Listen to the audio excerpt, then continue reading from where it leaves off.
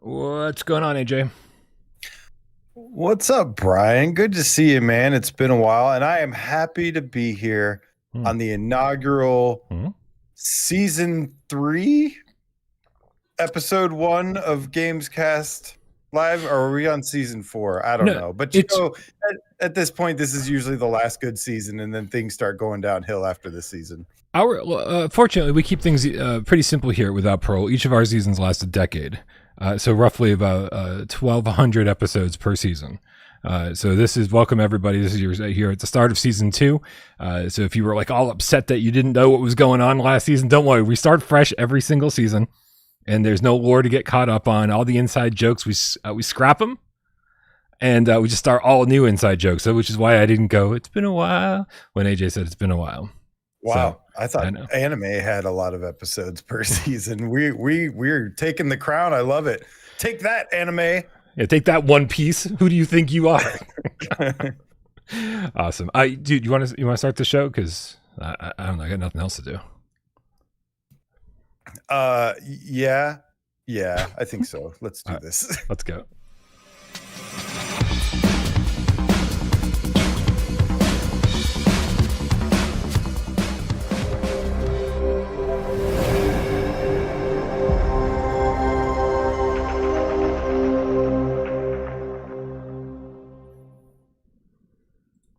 This is PSVR GamesCast Live. We film live every single Monday, Wednesday, and 2 Wednesdays Friday. Right here on YouTube, we do it live 6 p.m. Eastern for your viewing pleasure, but we also care very much about your oral pleasure. That's why we put this up on podcast services of your choice. My name's Brian Paul from this channel right here without Parole, and this guy over here to my left, you right, it's AJ from The Underground, PSVR Underground. Previously on GamesCast Live. Wait, I'll play the part of Michelle and Jeremy. You cover Dave. Okay. You can play yourself. Here's fuck you. This is my house. This is my house. I live here. Shout out Dave forever. No, what is up, man? I honestly wish I could remember the last 10 years so I could like quickly run through everything we've ever talked about, but that is humanly impossible. But what is up, man? What is up, Game Cats? So good to see everybody. And yes, welcome to the new GamesCast Live. You said Monday, Wednesday, 2 Wise Friday. But now I think it's just going to be Fridays. And despite this episode just being me and you, it's going to be 3 hosts, right? Yeah, it'll be me and 2 other people, and we'll just have a rotating cast. So every third week, somebody will get a week off. And so you'll this should be just Fridays from now on. And it's going to take a little while to get used to the changes, right? But it means it's going to be more of an event, less episodes for people to have to get caught up on. I know that people are trying to it's just I've gotten so many messages over the last 2 weeks, AJ, from people who basically wanted to explain to me why they haven't been around for the last few years. And so I guess a lot of people watched that GamesCast where I said, hey, we're talking about the future of the channel and this and that and blah blah blah. And a lot of people felt the need to explain, hey, this is why I haven't. This is where I've been. This is what happened to me, and this is and I just want to say to all those people simultaneously, thank you, because I cannot respond to all the messages that I've gotten. So that's my response. That's my CC to everyone. Yeah. Oh, well, that is nice. Yeah, man, we have the best community ever, and I sent out a little something last night too on my Patreon, and said something a little bit similar. Just basically, there's tons of changes going on, and we have to adapt. And we still want to cover the thing that has we've basically been covering this whole time, because a lot of us still care about that. But at the same time, we do have to think about the future as well and start to kind of evolve. And at the end of the day, it's always been about just us hanging out. We've had entire episodes, Brian, where I think we've had like 3-hour episodes where we didn't even talk about anything PSVR related or literally talked about grilling and cooking and cars and hiking and all sorts of just TV shows. You just described all the stuff that you talk about when like you're like grilling and cars. And, wait, what? Don't try to rope me into this like I contributed to the grilling conversations, right? I don't care about charcoal and blackened meats. Oh man, but you know what I mean. Like we it's at the end of the day, it's always just been about like our community and everything, and that's what we're gonna always keep going with, and no matter what we're doing, because but I'm excited. I'm excited for this new chapter and this new season, I should say, and we'll get to just have fun at the end of the day, because we all deserve to have a little bit of fun. You guys deserve to have a little fun. I'm not wearing pants though. That hasn't changed from last season. I'm never wearing pants, but I'm always wearing sweat shorts. Does that count? Atomic Teapot in the chat says, I'm supposed to be asleep right now, but can't manage it. Please be as boring as possible so I nod off. I have to work in 8 hours. Bro, you didn't even have to request that. That was going to happen one way or another. We were going to be as not interesting as humanly possible.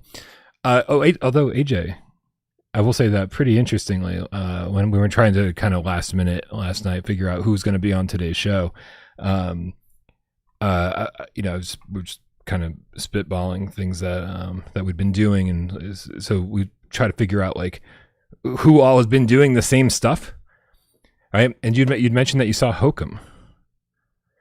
Yeah, I watched Obsession and Hokum, 2 horror movies that have been on my to watch list. They finally went digital, so got to check them out.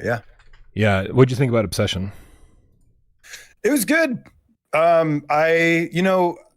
This movie's been getting a lot of buzz lately, so I was like everybody was telling me you have to watch it. It's so good. It's amazing. Blah blah blah. And after watching it, I was like, I think some of it.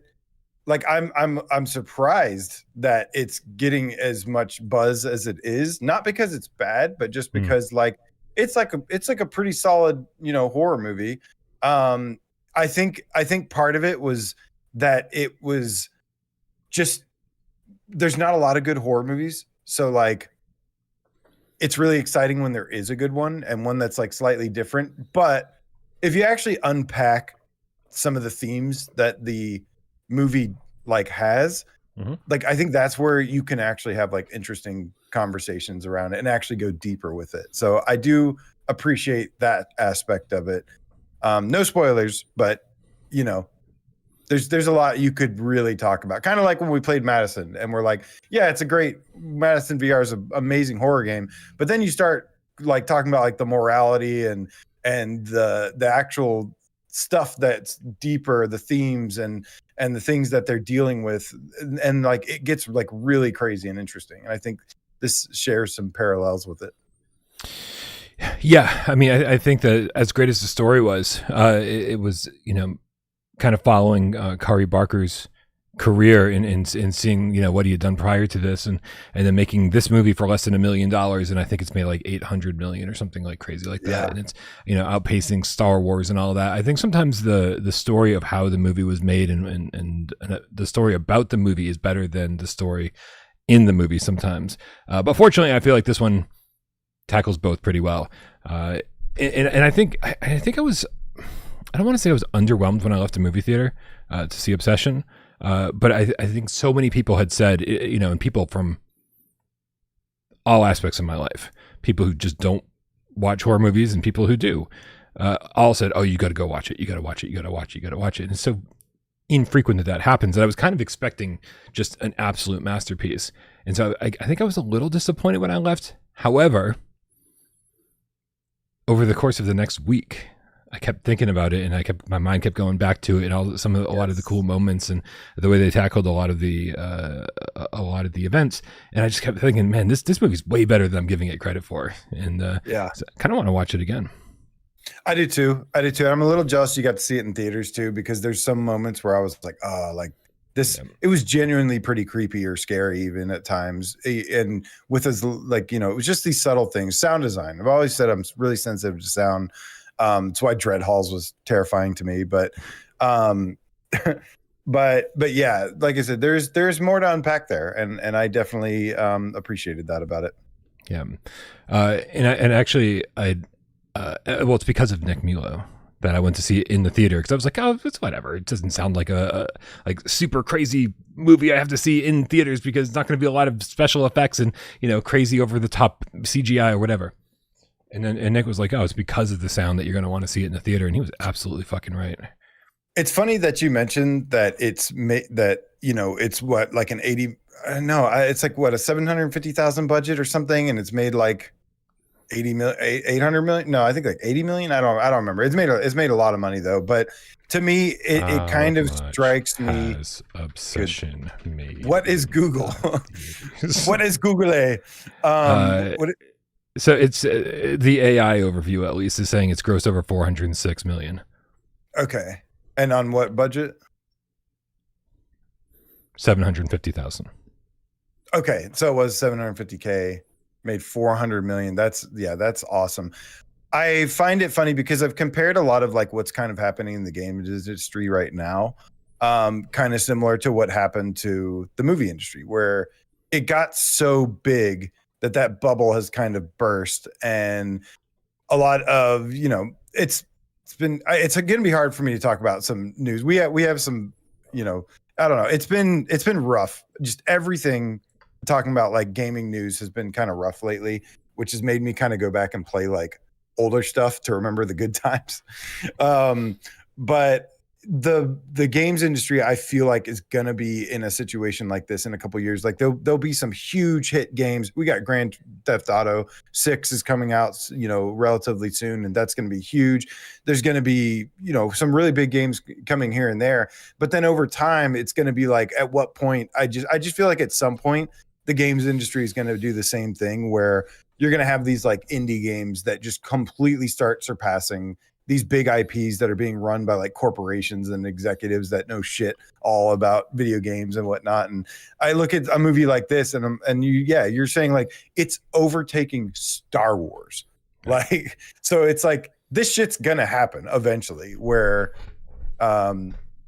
it's the independent stuff is going to start breaking through again and surpassing the big IP. So it's an interesting time. I am always been interested in this side of like business and the way things work like this. And like you said, it can be almost more interesting than the movie itself, to like the story behind it, the making of it, what happened, and all sorts of things. So it's gonna be a fun ride. Yeah, I think you're on something because the movie industry and the game industry both went through this really massive upset, and it happened to the movie industry many years before the game industry. So I think the game industry is going to have to, you know, it's going to take a few extra years for them to catch up. But, you know, with the advent of Netflix and Hulu and Amazon and all these different streaming services, which killed Blu-ray, killed home video, right? It absolutely demolished the revenue stream for a lot of these movie theaters or for a lot of these movie studios. It never even mattered if they made their money back in the theater because they knew that they were going to make their money back tenfold for home video stuff. Yeah. And so, you know, so they had to adapt and they had to change. And I think we're finally seeing them get on their feet with that. But then Xbox Game Pass did the same thing that Netflix and Hulu and all these other companies did.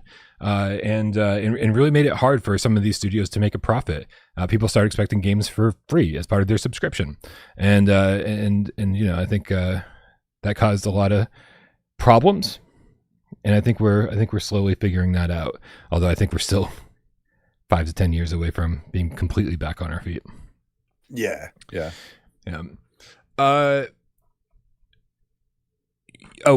quick, we're gonna get into tips, but I gotta say, somebody in the chat had turned me off of Hokum. They were like, "Oh, don't even worry about Hokum. It's like, you know, kind of a bunch of cheap jump scares, and that's what it relies on." And here's what I learned watching Hokum last night, AJ. I love cheap jump scares. Like, fucking get me early on, man. Like, get me early on. I don't remember that having jump scares. Here and there. There were a couple where it was just like, you know, one of those like, oh, close the mirror, and then there's something behind them. It's like that kind of thing where it's, you know, and I like when you kind of start a movie with that. I like getting a few of those in right away, just kind of keep you on your toes, keep you on your feet, to let you know that like, hey, this might be scary. So, and then the story I thought was really fucking well told. Like it didn't even need to be that scary of a movie. I just thought it was really well told and really enjoyable, start to finish. It made me put down Spelunky for an hour and 45 minutes, and that's a big deal for me. So I liked it. Big fan. I did enjoy it. I would say Obsession was probably better because it was a little bit more original. Kind of. I mean, it was just like kind of like a monkey paw movie, but that's exactly what it was. but a very good one. Yeah. With Hokum, I love the atmosphere of it. Like it felt like a classic horror movie is what that's what I appreciated about it the most. Felt like a classic horror movie, had a lot of classic horror movie tropes. And I didn't like it as much as probably 1408 though. 1408 is like one, based off the short story from Stephen King, is one of my favorite horror movies of all time. Not even like one of the greatest movies ever, but I just really love an evil room, like an evil hotel. I think I love like an evil hotel room, like just tormenting somebody. Like it's pretty sweet setting. And this one was like probably like I guess my second favorite in that kind of style. Unless I can think of more. I don't know how many more I can think of. The Cube. Who prepares for these things? Yeah. But yeah, see Jeremy Miller says, yo, 1408 mentioned. And I knew, like, I don't even want to say that, like, I'm always a little bit bored when I try to watch 1408. It's just like, for whatever reason, I think when it starts snowing and it becomes a blizzard in the room, I'm like, okay, this is fucking ridiculous. Like, it's just not even, it gets to the point of silliness. But I know that everybody loves it. So I'll just bow out of that conversation, I guess. And also Jeremy Miller says, no hype for Evil Dead Burn. Bro, we're trying to talk about the two movies that we've actually seen. Dude, I've got so much hype for Evil Dead Burn. I've got so much hype for Leviticus that's still in theaters. I'm trying to catch that. Also, the Resident Evil movie that's coming up in a couple months. Like, I'm excited for lots and lots of horror movies on the way. Yeah, luckily horror has been kind of making like a comeback, which is really, really nice. It's becoming more of a popular genre.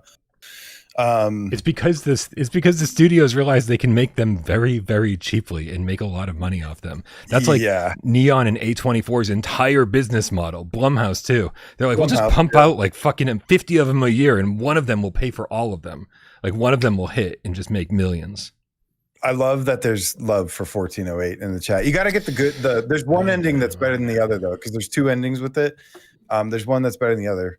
But yeah, if you go into like horror movies, with like evil rooms, like I love that somebody says it's an evil fucking room, because I love that line in that movie. But yeah, I mean you could do a whole grouping of stuff together, like even The Shining. Like I mean that's another haunted hotel. It's a lot of rooms, yeah. But good shit, man. This is why I love this community. It's because like we have a lot of similar tastes in a lot of things. For sure. Let's tackle some of these tips. Fifth with the Australian $5 says, Brian, maybe you should consider using your shield once in a while. Oh, God. Dude, did you watch any of my Adventures of Elliot playthrough? No, I didn't catch that.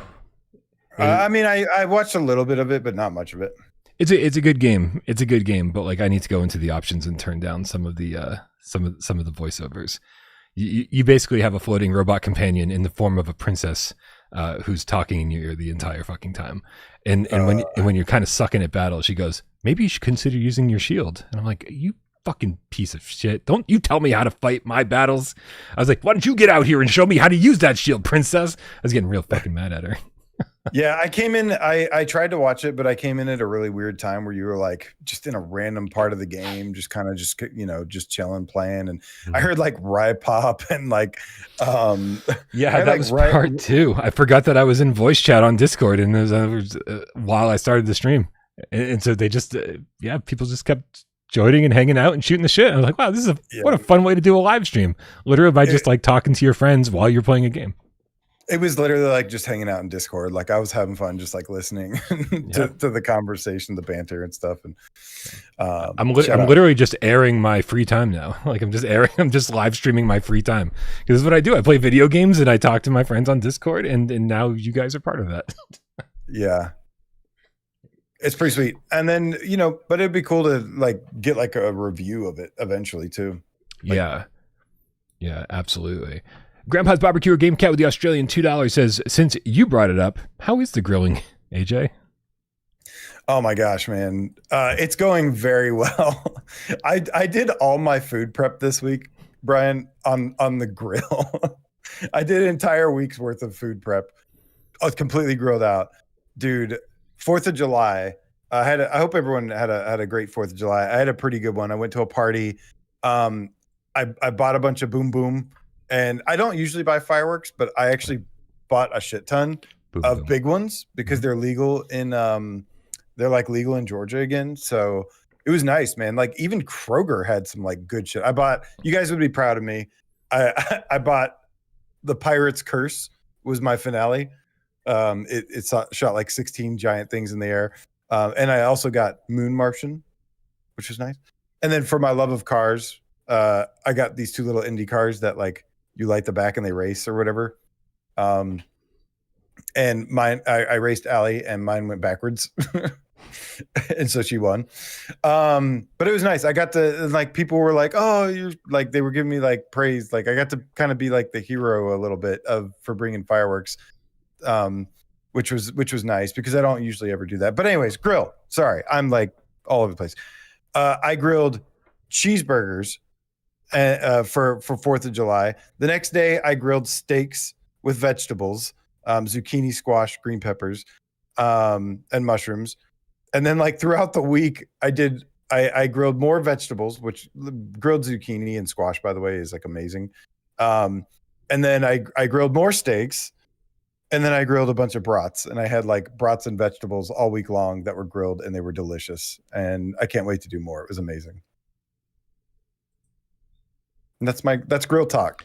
All right. Hopefully you get your $2 Australian worth, Grandpa. LA Hembright 2Y Underground Stranger Game Capital Level 3 membership says, I only have one concern about this new format. Every Friday, AJ is in half. Oh, every Friday AJ is in. Half of the episode will be about his past 3 weekends. Yep. Besides that, we'll be here. P.S. PlayStation. P.S. Love PlayStation. Fuck Sony. Okay. So speaking of the last 3 weeks, AJ, I don't think I forget what who was my co-host when we were talking about the death of physical media. Was that Wes? That was Wes. I think that was West Day. Yeah. Yeah, he was pretty upset about that. Does that change your thoughts on the future of PlayStation at all? I mean, my thoughts changed on PlayStation, man. Like in 2019, when we started bitching about them kicking out Sean Layden and demoting Shu. And you know, so that's the leadership overall is what's changed my thoughts on PlayStation. It's not the same people. It's not the same people that have been gotten it to where it is. And so it's been kind of like, I've been really torn. I've needed some time to like think about things and really, because it's like, I love VR. I love PSVR. But like the other part of my brain is like also saying fuck Sony, and I don't want to support them at all. But at the same time, it's like I want to support the developers and support the good things that are happening. So it's a weird position to be in. But at the end of the day, like I'm just gonna stick to what just having fun, what I enjoy doing, and just keep it at that. Yeah, I'm really disappointed in Sony right now. They've been naughty. They've been really bad. Physical discs. Here's the thing is that I've gone digital since PS4, pretty much since like the second half of PS4. I mostly do digital. That being said, I still will buy a game.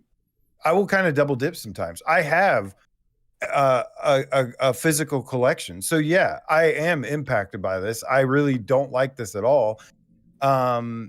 It sucks. But because yeah, I do, even though I play most of my stuff physical, there's tons of advantage to it. I'm sorry, digital. I like to collect things that, games that mean a lot to me. I have Madison VR. I have VR Skater. I have Song in the Smoke. So yeah, it really, really sucks. As it takes a little bit of the fun out as a collector.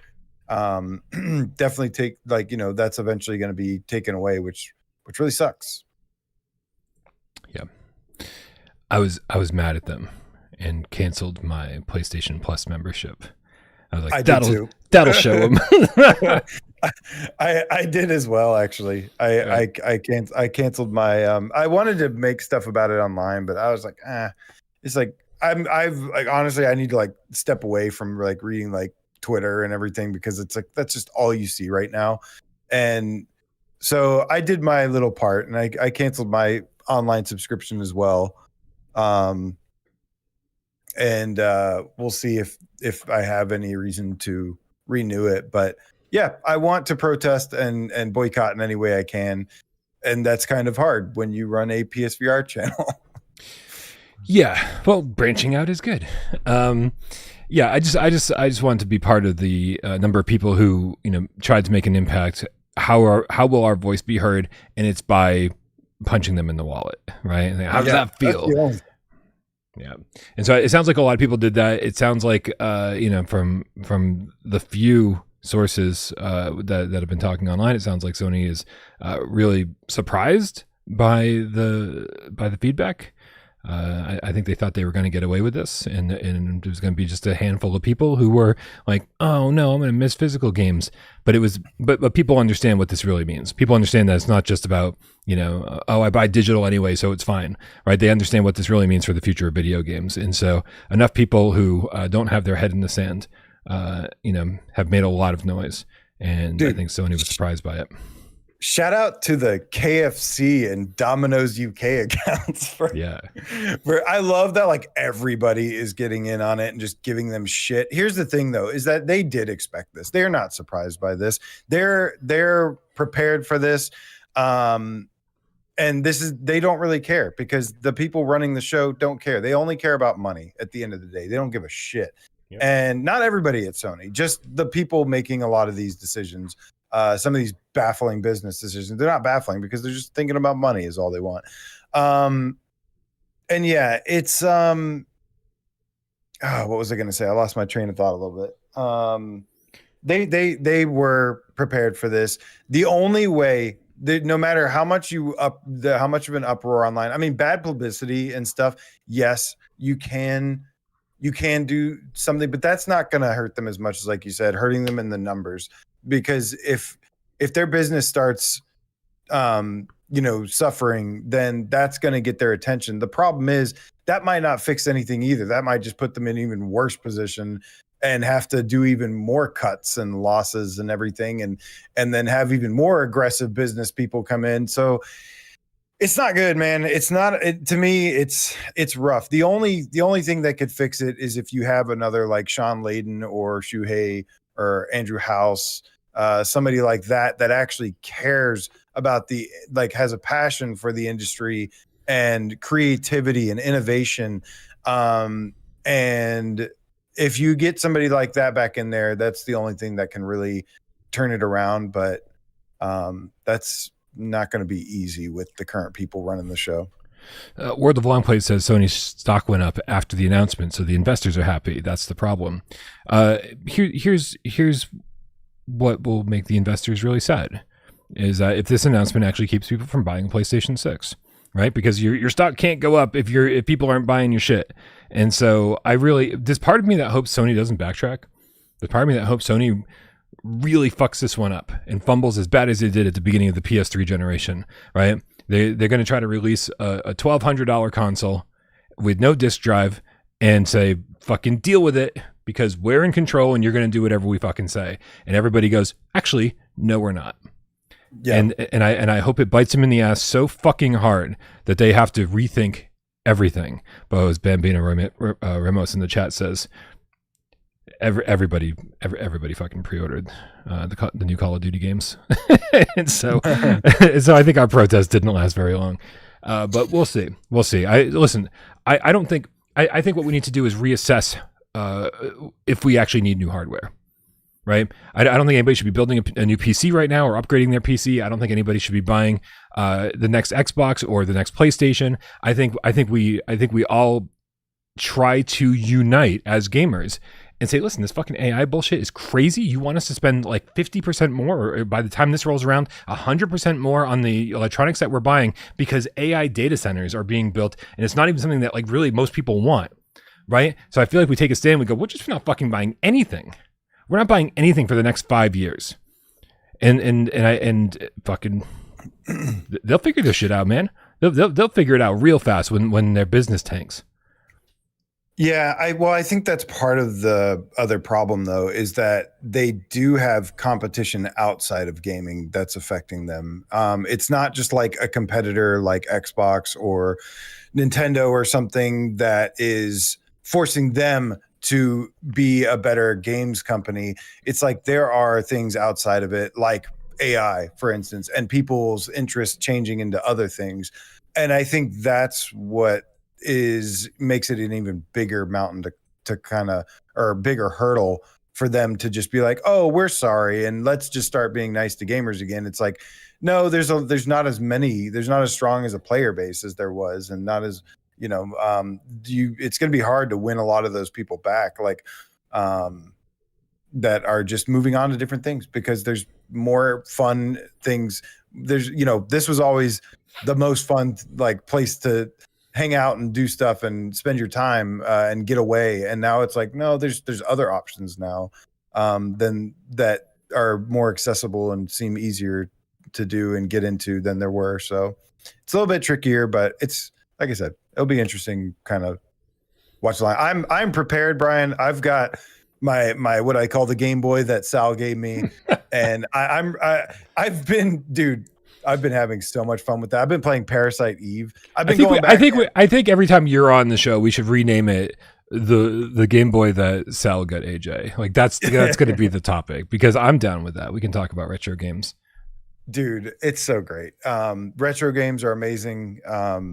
And it's I'll tell you, if there's one good thing there's come of all this, is that I said this in my post last night online that while my passion for, supporting the industry, some of the things have changed, like, losing some of these developers, these studio closures, and kind of some of the dreams that we had are kind of looking slimmer and slimmer each day, if not already gone.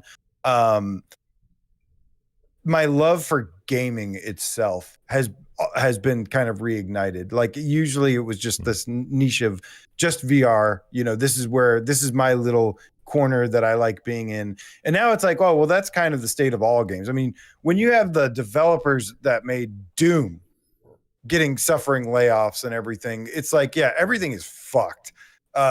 So it kind of makes me appreciate all of gaming and want to support all of gaming again in some way, because it's like, it's not just VR that is like the dream. Now it's just good games is the dream again.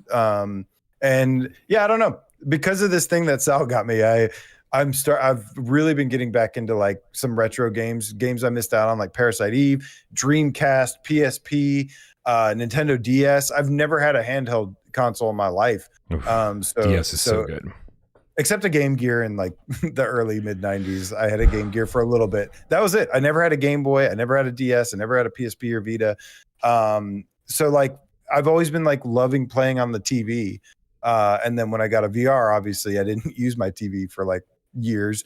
But now it's like, yeah, now I get it. Now I finally get handhelds. You get to kind of like lay in bed and it's nice and play nice games. And I was like, fuck, I wish I would have bought a Steam Deck at this point, because like there's a lot of stuff on Steam that I'd like to be sitting in bed and playing. Yeah, it's also super easy to emulate on the Steam Deck. Apparently, I haven't actually done it yet, but everyone tells me, "Oh, just follow these steps and you'll be good to go." It's such a big, comfy device to play these old school games on. So, yeah, I'm kind of in the same boat, man. World of Long Play says get a PS TV and hack it. I do actually have a PS TV, so maybe I will. I sold mine. I was really excited about it until I found out it couldn't play Crisis Core, and then I was really pissed. Oh, or you couldn't get. Well, okay. Yeah, no, I don't think so. Because it didn't have Crisis Core on the digital store, which I was really pissed about, because that was like the main reason I bought it. But guess what, Brian? I have Crisis Core on my Game Boy that Sal got me. So Suck it, Sony, and your inferior products. Except for PSVR. I love PSVR. Well, speaking of retro games, Andrew Ehrenreich with the $5 says, I played Statica on Monday. What a game. You got to remember, Andrew Ehrenreich's just getting into PSVR 1 stuff. So he's got an awesome back catalog to get caught up on. Dude, I can't wait to revisit so many good PSVR 1 games too. But go ahead, sorry. No, he said, what a game. Then I started Blood and Truth. What a game. Thinking Immortal Legacy next, or Doom 3, or Persistence. Oh, so many good ones. Man, all three are good. Right? So many good ones. I'm obviously going to go to bat for Immortal Legacy, but if you do have the aim controller, Doom 3 is pretty fucking great. Doom 3 was pretty fucking great. I loved it. It was actually the first time I'd played through the entire game. I think I'd played the opening hour on like the OG Xbox, and then maybe like, I don't know, the PS4 version or something like that, like flat screen. And I played the opening hour a couple times. I was like, yeah, this is fine.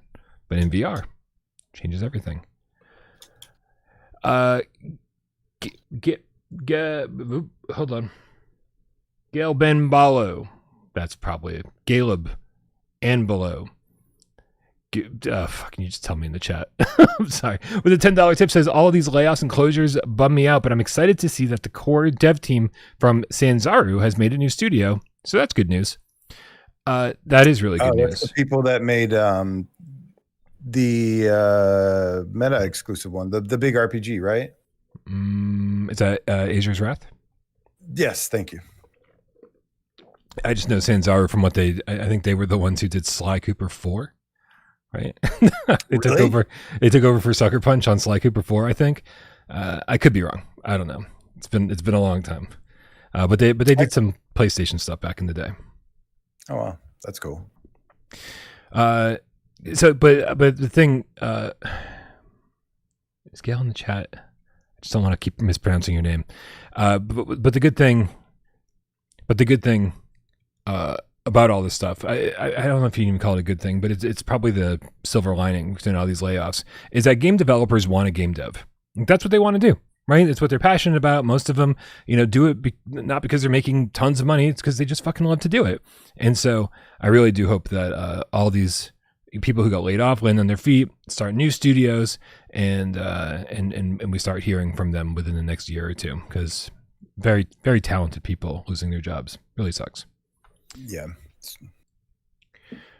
Scott, the PSVR GameCap for Life with the level 1 membership, says, too hot in the UK, so I got an Evercade, and OMG, I'm hooked. Fuck yeah. My Evercade VSR was supposed to be here Monday. That's the home console version, AJ, for you wondering. Because with the Evercade, you buy cartridges for it. You can play it on your little bar top arcade like I have over here. You can play it on your handheld, but they got a new handheld with a bigger screen and analog sticks coming out this November called the Nexus. I don't think it's November. That might be the Neo Geo AES Plus. And then there's the home console where you just play it on your big TV. And I never had the home console. I had the bar top arcades and I had the old handheld. So I finally picked up a VSR console, and it was supposed to be here Monday, but I've been tracking it. Bro, I should show you the tracking information. If it didn't show my home address on it, I would absolutely bring that up right fucking now, because it is the most asinine thing you've ever seen. This thing has traveled all around the country over the last week. Like it went from Philly to fucking Texas to South Dakota, and I'm like, is my Evercade on tour? Like, is it just sightseeing the country before it gets to me? It's taking the scenic route. What is happening? I'm like so upset about it. And now it doesn't seem like it's going to be here until like possibly this upcoming Monday. But I've been tracking it every day. I fucking hate the postal service, man. It's so infuriating. But I'm glad you got an Evercade, Scott. Which one did you get? Did you get the home console, or did you get the whatever? Yeah. And what cartridges did you get? Oh, I just want to talk about Evercade. So much fun. Jeremy Miller with the New Zealand 5 says, this isn't the same Sony who bowed for 45 seconds to show regret and shame over the PSN outage. Glad I upgraded my PC when the adapter came out. Yeah. October. Thank you, Scott. I just really don't like sitting at a PC and playing. Otherwise, I'd make that jump like yesterday. I just really hate it. I really hate sitting at a desk playing games. So dumb. Yeah, it's kind of why the Steam Machine interested me, because right, it was consoleized, right? Small form factor. It's supposed to be affordable. Something you could sit in your living room, ran Steam OS, which is very consoleized way to play your games. I sit back with a wireless controller. You know, some of that stuff can be done if you want to build a PC and attach it to your TV and blah, blah, blah. But like to have a dedicated PC as a console, you know, He's got a 20-meter HDMI cable that goes to his TV. That's pretty cool. I'll have to figure it out. Yep. Nice. Yeah. I mean, listen, this is what I do for a living, right? And I'm all the way over here. My TV and my consoles are all the way over there. I have like 50-inch HDMI cables crisscrossing this entire floor. It's an absolute disaster. So I feel you. Yes, everyone. I do realize you can plug a PC to a TV. Yes, I'm figuring it out. But right now, this is like an office environment. I've got a green screen in the background. I've got like everything here is set up for like our gaming work. You know, I also like work out of here remote sometimes, and it's like this is not a fun, chill environment. This is like a studio. It's like, I don't know. There's something just not comfortable about just relaxing and playing games in here. No, this is an entertainment studio, and I need to fix that. But it's going to take some time to think about it and figure out what to do. Yeah, man. First world problems, I guess, right? Eclipse DJ with the 5 quid says, if you fail to log into your Sony account for 3 years, they delete your account and you lose everything. Where is the customer protection? This is absolute nonsense. And if anything should scare you off from an all digital future, it's something like this. What if you say, hey, you know what? Microsoft actually has the more attractive console this generation. I'm going to go get a new Microsoft. I'm going to get a new Microsoft. I'm going to get the new Xbox. And then you kind of just forget about your PlayStation for a little bit. And then the PlayStation 7 rolls around. And that seems like the most attractive console. You try to sign in and it's like, nope, sorry. All your shit's gone. What the fuck? Right? That is nonsense. That is nonsense. 3 years is pretty long, but like there's plenty of stuff that I haven't used for 3 years that I really fucking hope when I go back to, everything's there. Yeah. So everybody at Sony needs to get fired because they just don't know what they're fucking doing anymore, man. It's trying to scare people into staying in the ecosystem. It's absolutely ridiculous. Grandpa's Barbecue or Game Cat with the Australian 5 says, I think people need to decide what they're going to do next gen themselves without influencing others, especially when many hardly buy physical games. I'm going to influence people not to buy a PlayStation 6, Grandpa. I'm going to influence as many people as possible. I'm going to smack them around a little bit, right? I'm gonna waterboard them and say, what are you gonna buy? What are you gonna buy? Nothing. That's fucking right. You're gonna buy nothing. Fucking. And I'm gonna get real mad about it, and they're gonna like leave with bruises, and then they're gonna be scared to buy a PlayStation 6 because that Bryan guy's fucking watching me. And I walk into a GameStop and be like, right? So I'm gonna use all of my power in order to sink Sony. I love it. Yeah, you're welcome. What are you fucking talking about? Don't influence other people. That's like when I think people need to be educated, right? It's the same thing as fucking reviewing a game, right? You need to educate people on whether the game's any good, and then they can make that decision whether it's for them, right? We can educate people on the PlayStation 6 situation and on their digital rights situation and on the lack of physical media situation. And if people still want to go and give up their rights, and go and I'll say, yeah, okay, I don't like freedom when it comes to gaming. Then by all means, go spend $1,200 on a new system when they haven't even fucking really reached the full potential of their last system. It's up to you, but you just watch your fucking back because I'm watching you. Oh man, damn! There's a lot of tips. We do have a show planned. I was just gonna say, and I'll be there watching you watch them. Sweet. Nothing turns me on like voyeurism. Hembre2Y Underground Stranger Game Cat with the $5 says, if things don't change, I'll squeeze the life out of my PS5 and next purchase will be a PC. There's different stores, backwards compatibility, UEVR, etc. Yep. Well, have fun being pissed off for entirely different reasons. Yep. Yeah, no, I think you're you have something good. Steam is not the best as far as digital rights go, but I know that GOG, you actually own the games that you buy on Good Old Games, so that's that's something there for sure. All right, I think we got like two more tips, and then we can actually start our show. 51 goddamn minutes. Yep. Ryan with the Canadian $5 says, "What's up, AJ and Brian? How you both doing?" AJ, how are you doing? I'm great, man. I've been taking a little bit of time off to kind of just weather this awful storm, and been focusing on my life, my health, and my happiness, as all of you should as well. And I hope you are. And yeah, man. And all of that begins with grilling and hiking and reading and cars and everything I did in the last 3 weeks. I had fun in Maine. I found a way to sum it up, Brian. I'll just say, yeah, man, everything's great. I'm doing what I did the last 3 weeks. I'll just use that from now on. Right. Pretend like you're walking into the office and you're just passing by a coworker. Like, how you doing? You're like, good. Right? You don't have time to like tell the whole story. Yeah, great. Thanks for asking. Yeah. You're fired. Yeah, no, I feel like I'm doing pretty well as well. The heat needs to chill out a little bit because I've been really enjoying just getting like walking a lot and trying to get fresh air and sun, vitamin D, exercise, the whole thing. Trying to eat better, the whole thing, right? And I do feel better, but man, the heat is just oppressive, dude. The heat just makes me not want to do anything except for hide in bed with the AC blasting. So that's tough. But other than that, great. Thanks for asking. VR Trooper 21 with a 3 quid says, "Considering covering Steam Frame? Question mark. Oh, and then calling it Frames Without Parole. I mean, listen, it's gonna really depend on how much the Steam Frame is. I'm not.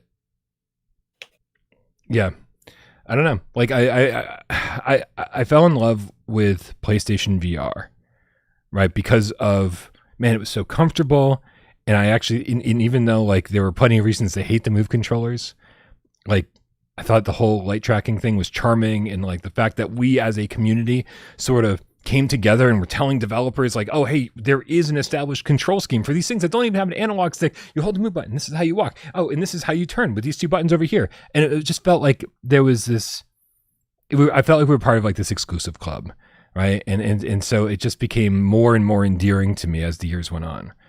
And and I can't believe I have to keep saying this, but the Quest is fine, and PC VR is fine. I'm just not as excited about it, and I'm not as passionate about it, right? Anytime I say anything negative, people really do think that like I hate these things. I've got my fucking Quest right here, like right here. I play it. Why is it so close to you? Because God, my Quest is like stalking you. It's my emotional support animal. Or is it your stress ball?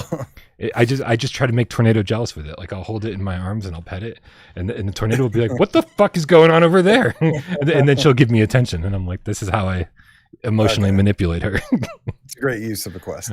Yeah. So really it comes down to, how do I feel about the Steam Frame? It's not, like I just want to be as excited about the Steam Frame as I am about the PSVR2 hardware. Right. And that's all it comes down to. Like, I want to do stuff on the channel that I'm excited about, not do stuff on the channel because it'll get views or clicks or subscribers. I want those things, but I want it to be for things that I'm excited about. I don't want to just do stuff because like, oh, well, this will be popular. Right. You have to follow you have to follow the things that make you happy. Otherwise you'll go insane doing this, like having to do that like every week, every day, whatever. Right.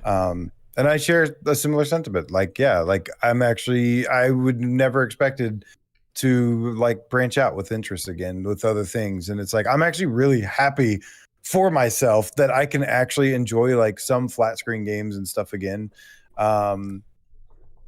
Because it's a good time to. It's a good time to kind of have your interests get shaken up a little bit. But man, yeah. That said, I mean, I put on a Steam frame. I put one on my face, and it feels like a ski mask, man. It is super fucking lightweight. It is like as comfortable as the PSVR 1 headset was. This is the most comfortable headset I think ever made. Did we do that in Vegas? I don't know what you're talking about. Yeah, I don't either. Yeah, I'm with you though. Like, I'm kind of like, this is my thoughts on everything is like, I'm just gonna wait. Like, I'm not trying to jump. Like you said, it's not about like, oh, I need to jump on the next hot new thing and get views and subscribers. It's like, I want to see what the next big thing I'm like interested in is. Neo Geo AES Plus. Let's fucking go. I am not into the Neo Geo at all. I'm sorry, Brian. Yeah, you should be sorry. God damn it. I'm just gonna be kind of just seeing what is the next thing I am interested in and kind of go that route. Okay. Of course, why don't I have a trailer for the AES Plus? That's so weird. Right now, that those things are Parasite Eve, which I'm almost done with. I'm on day 5, or no? Am I?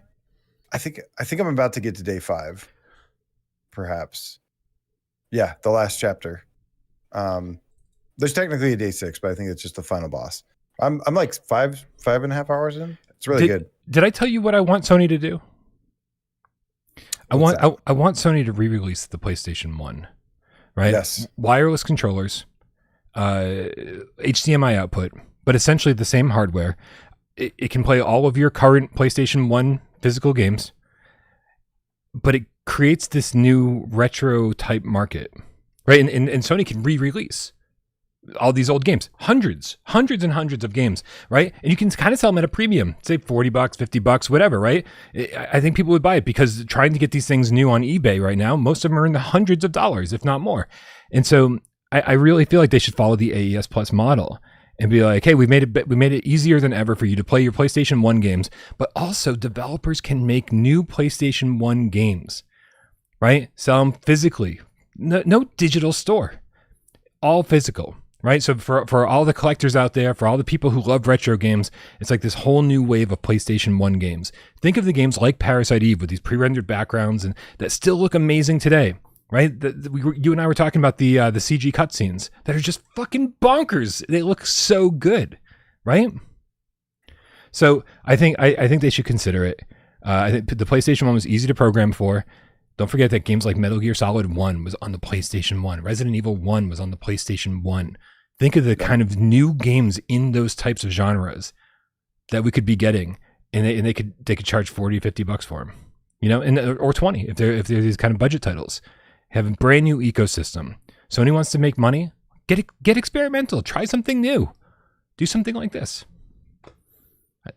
Oh well, but that's why I don't run Sony because I would do something like that. Anyway. Okay, 3 more tips, and then we'll start the show. This is never gonna. I hope you got some time on your hands, AJ. Can you imagine if Wes or Miles was here? It would be 2 hours before we started the show.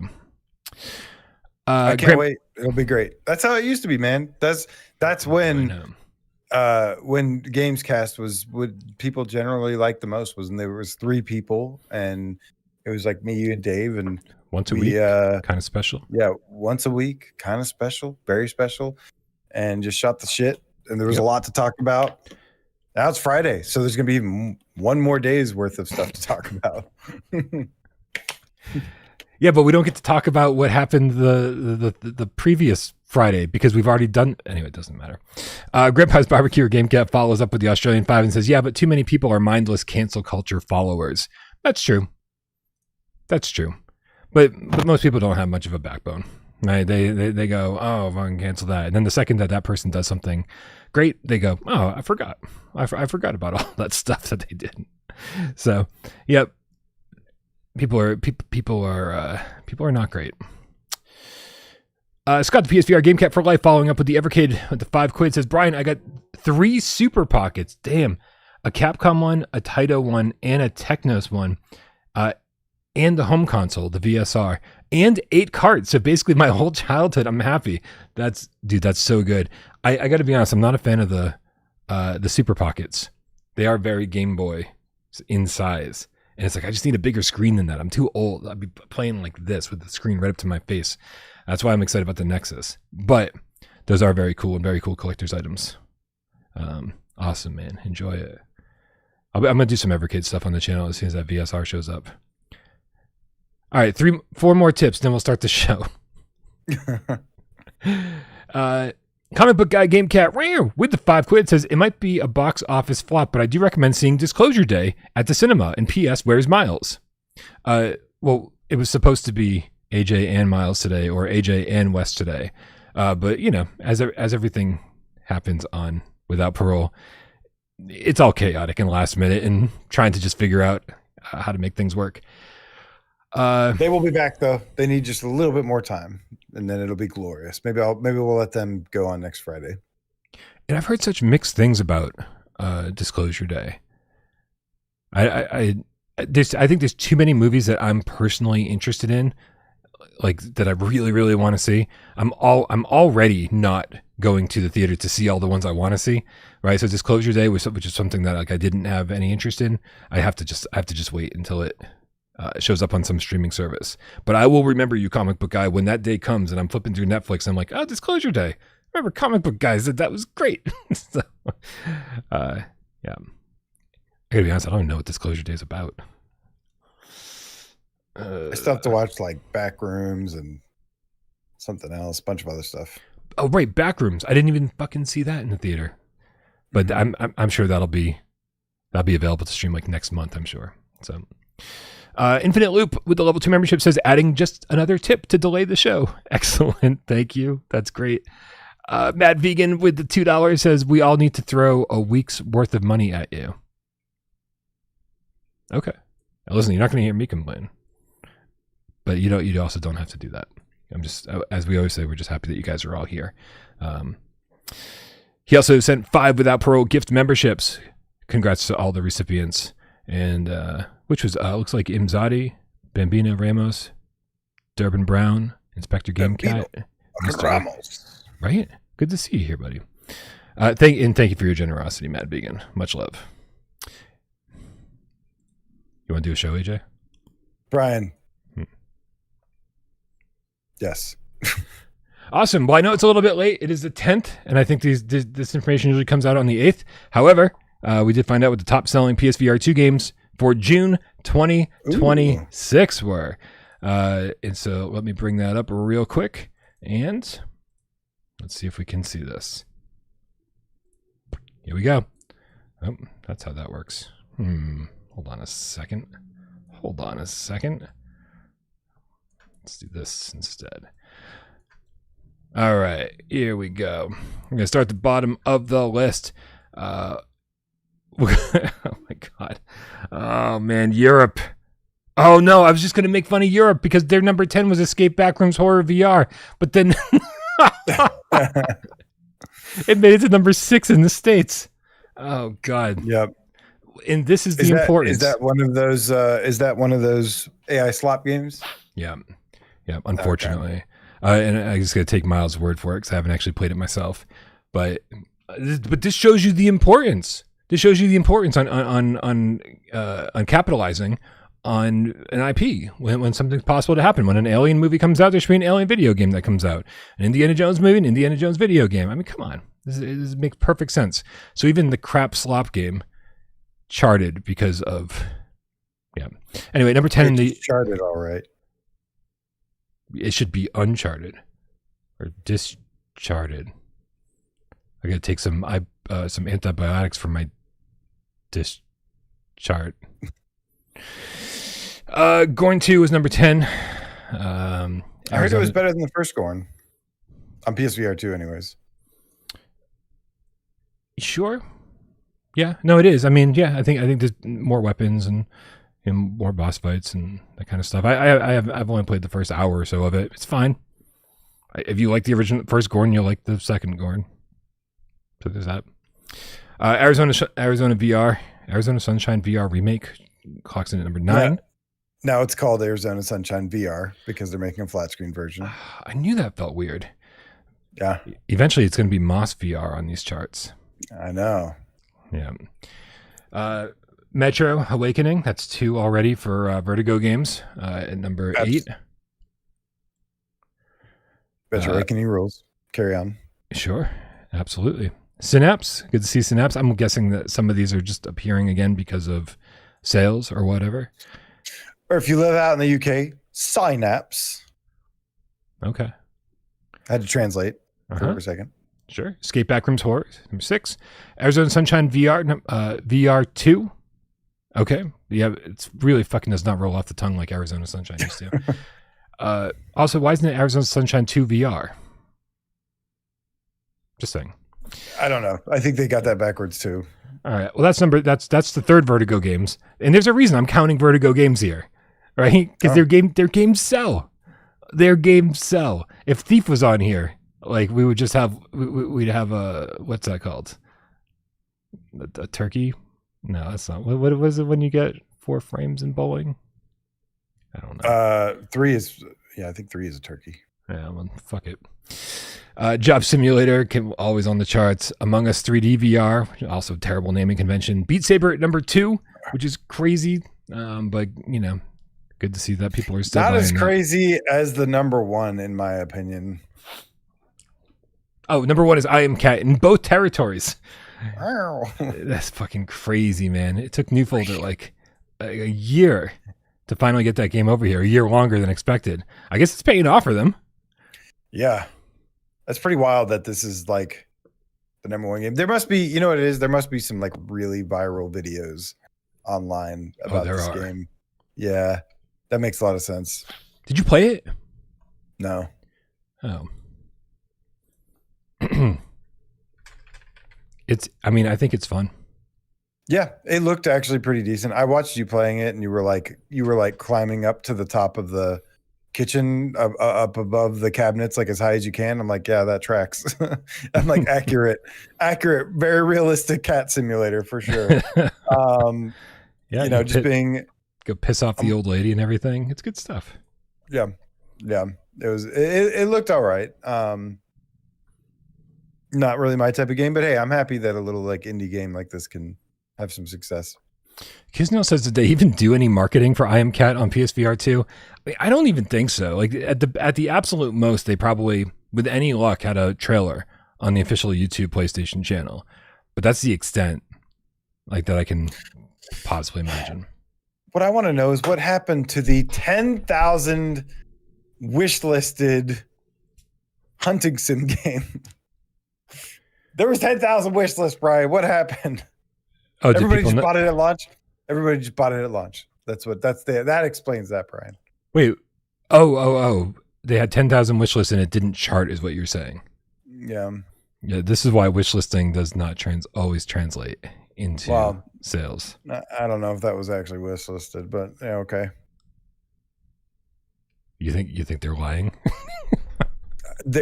I think there's 2 answers, Brian. Yeah, I'm here for it. Let's go. 1, they're lying. Yeah. 2, a lot of people that don't have VR wish listed it by accident. One of those 2. Choose your conspiracy. Well, yeah. So the problem is that they need to make a flat screen version and call this one Hunting Simulator VR, just so there's no confusion. Yeah. All right. Well, that's interesting. Also, we got some news about Pinball FX VR2. Game Cat Ops, get ready. I mean, yeah, I guess, right? Like, yes. Should have been already. Speaking of Sal, Sal timestamps this Pinball Bites episode, season 4, episode 3, and says at the 6 minute and 25 second mark, he quotes him by saying, "We are also looking into other potential platforms to release Pinball FX VR on. Hopefully, we'll be able to share more information about this soon." I mean, listen. You know what's lovely about this, Brian? Is that it's going to be PSVR2 because we've been making so much goddamn noise for the last year? It has to be. They'd be fools not to. I mean, I could see them trying to take advantage of the Steam Frame hype. Sure, that makes sense. That does but not as much as maybe, I don't know, something that didn't just release that was really expensive that a lot of people have. Like there's definitely like going to be at launch. There should be, I would think at launch, there should be more PSVR players than Steam. Maybe. What do you think? I think I can't find a goddamn fucking trailer for this pinball game that's not Even in if- 720p. Even if there isn't more, There we go. let's say Steam Frame comes out and a bunch of people go out and buy it. More people than there are that have PSVR 2s. Sure. I still feel like more people would buy this game on PSVR 2. Maybe. This is a dumb speculation, but come on, man. We've been asking. You look at the comments. All the comments are saying PSVR 2. They have for a while now. Good job, everybody. I saw a lot of you in the comments there. And dude, keep it up. Go there now. Go to the Zen Studios YouTube page. Here, do I wait? Let's direct everybody to the same video so we can make a lot of noise in the same place. I'm sure they already have, but let's just in case anybody hasn't. Crap. Let's see. You sent me the link to this a little bit back here somewhere. Yeah. All right, I got it. Here we go. Let's everybody go to this. This is the episode where they talked about. Let me post this in the chat. Here you go.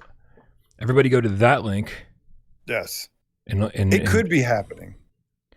Yeah, but let's just make sure, right? Yeah. In case they were like, oh well, let's we'll back burner PSVR 2 for a little bit longer time, and we'll see how it does on. I mean, what is it on currently? It's on Quest, and that's it. Maybe just Quest. It might be on Steam as well. I can check. What is Google? My assumption, what is Google? My assumption is that it is on PC, and so it's like, so what is left? Is it Steam Frame and PSVR 2? Yeah, there's Pinball FX Classic on Steam. The naming conventions for this is just an absolute nightmare. Yeah, it's pretty weird. But dude, I would love to see this. A lot of us are pinball fan. I mean, I'm a huge pinball fan, and it's like half of what I did in Vegas was play pinball against BJ from Urban Wolf and John Hibbins from SciTech, and Chi-Town D. I swear, like hours playing pinball. It was great.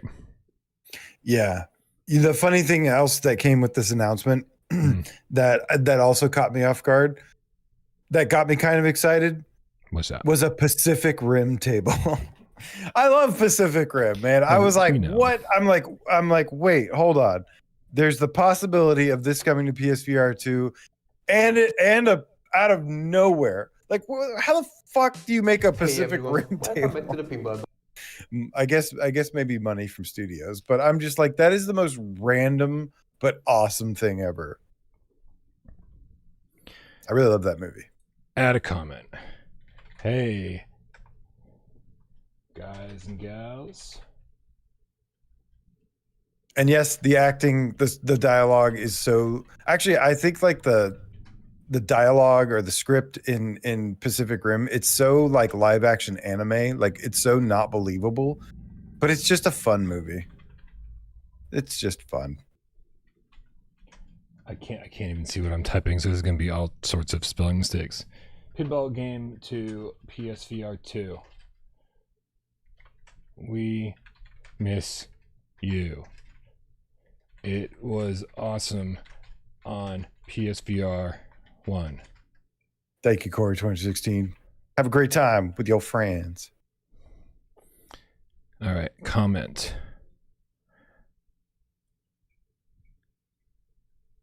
Excellent.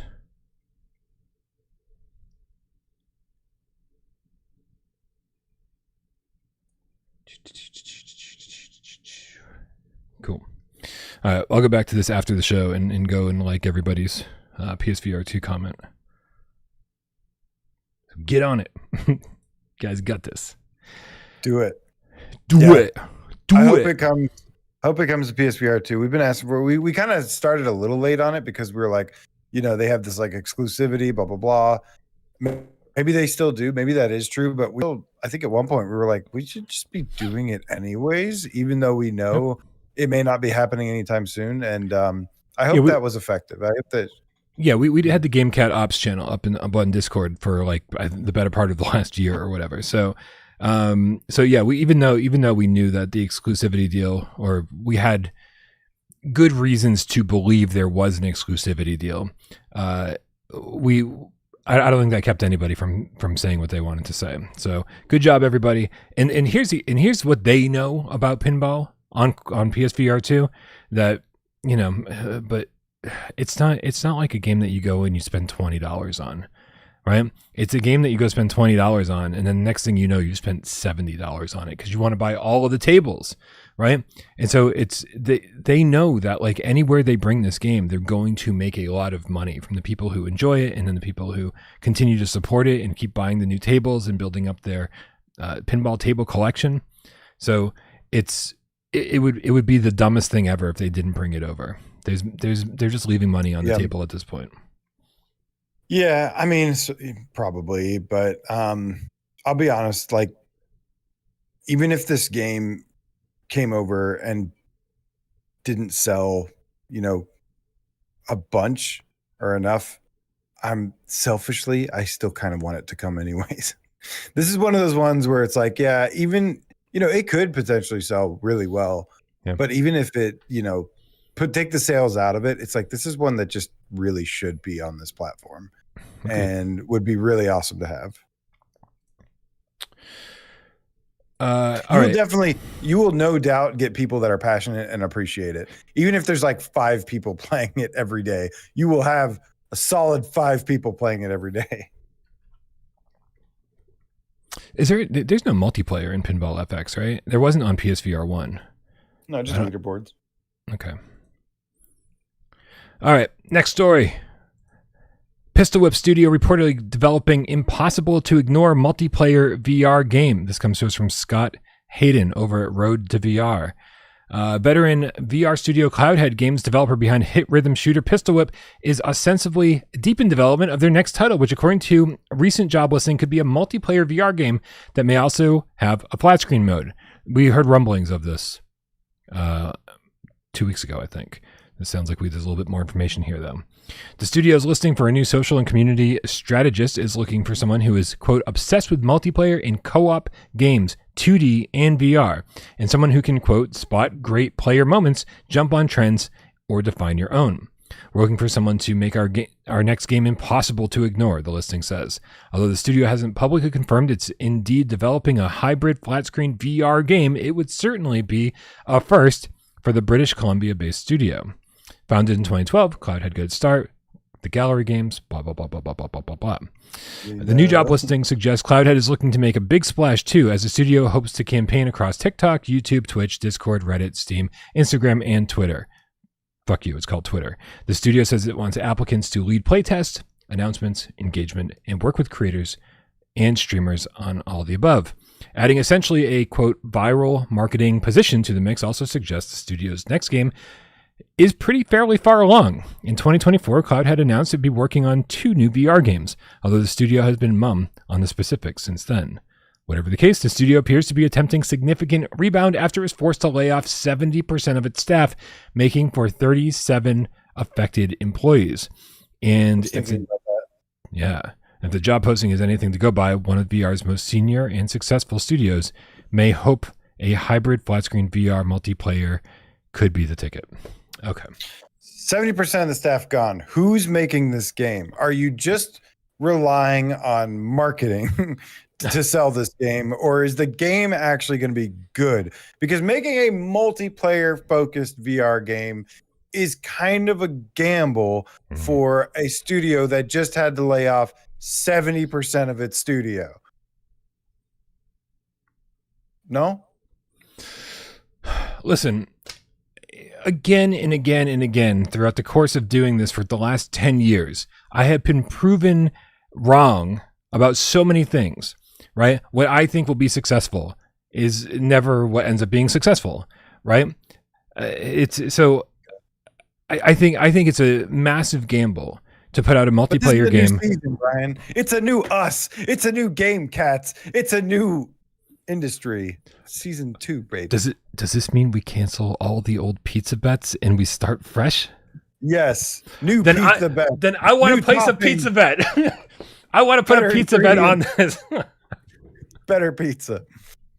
But not Papa John's because yeah. Yeah, I want to listen, I think if they're going to make a multiplayer game, they have to make it they're nailing the idea here, right? I don't even think at this point it's enough to make it cross-platform multiplayer, right? Yes, you got to release it simultaneously across the board on Steam, on PSVR2, on Quest, right, to get as many players as possible. But I think they know that in a market that's moving all of their VR games over to the flat screen, why not just do it right off the bat and make sure that you also get flat screen gamers in, right? So that just like Phasmo, you've got all these people who like the lobbies are always packed. You've always got people to play with. And so I think that they might be on to something here, but obviously the game has to be good. And to answer your question, AJ, like who's making this game? It better be fucking mostly made by now, right? When's the last time Cloudhead put anything out, right? Other than the occasional DLC for Pistol Whip. Yeah. Right. So this game is probably going to be revealed sometime soon and come out in about 4 months. And it better come out on every platform known to man if you want to have a successful multiplayer game. Dude, it's going to need to be something like what they're aiming to do. But yeah, I mean, that's easier said. It's easy to say this, but to actually do something like this. Well, fortunately, we just have to say it. They're the ones who have to do it. So it's easy for us. It is easy. Yeah, dude, no, like a multiplayer VR game, and you were doing it like, no, you'd be better off like making a viral flat screen game and then converting it to VR. Like that seems like the safer option. Start with flat screen, then go VR. Or just have all versions ready at launch. Have it flat and VR day one. Well, that's I think what they're aiming for, right? That's the hope. Yeah, I mean, we're left with a lot of questions. I think more than I don't else. like that strategy. Why? Because you haven't even proven that it can be successful on one platform, and you're releasing on 2. I don't know. Nah, I don't know if I'm and if it's a multiplayer game, flat screen and VR playing together. I mean, like I said, dogs and cats living together, mass hysteria. Mass hysteria. I gotta see what it is, but yeah, I mean, like it's gotta be really, really big, and I'm just like, where are they gonna make this game from? I don't know. They did. I mean, Pistol, for what it's worth, Pistol Whip was very popular, so we shall see. And think of all. I mean, let's hope it's season 2. If it takes another 10 years for this game to come out, I think Cloudhead might be in trouble. Yeah, we need season 2 t-shirts. And just remember, man, like Pistol Whip is not a very complicated game, right? It's mechanically very simple, graphically very simple, right? Yeah. And think of all the games on PSVR2 and on the flat screen that have been made by one person or 2 people or 3 people or 4 people, right? They've got a small team left, but it's more than enough to make an addictive multiplayer game, whatever it might be. So best of luck to them. We'll be following the story closely. I'm very curious to see what the game even is. I really hope it's not like another military fucking shooter. I'm sure it's not, but like, what could it be? I don't know. Let's find something interesting. Yeah. All right. And that brings us to a relatively big story this week, AJ. Something that I could not avoid no matter how hard I tried.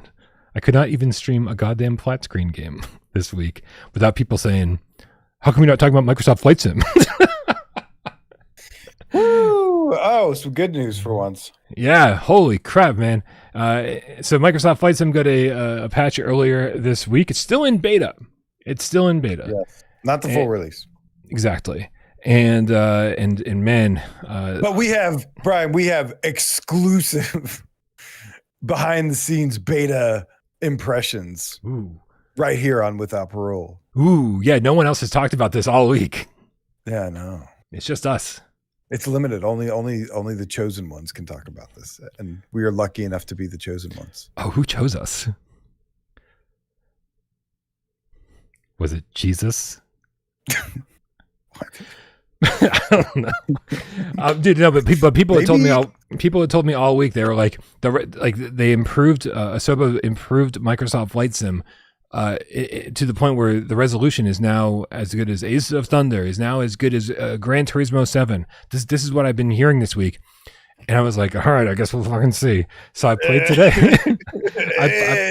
I played today, and looking at the title screen, I was like, bro, there's no way, right? There was like shimmering, and it was like, a little bit blurry, and I was like, this is like, this is not gonna do it.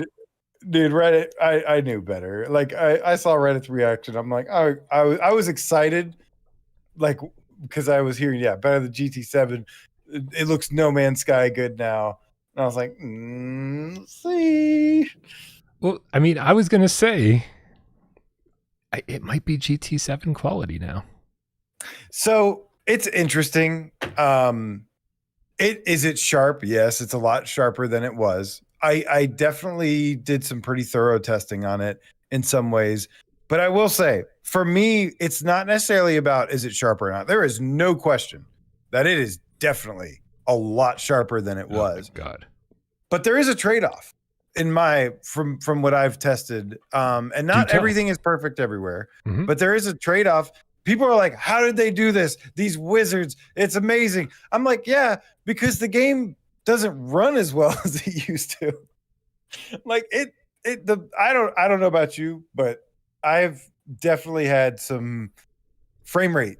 Like the frame rate kind of like hitches every little bit. Like little micro hitches. It's not big.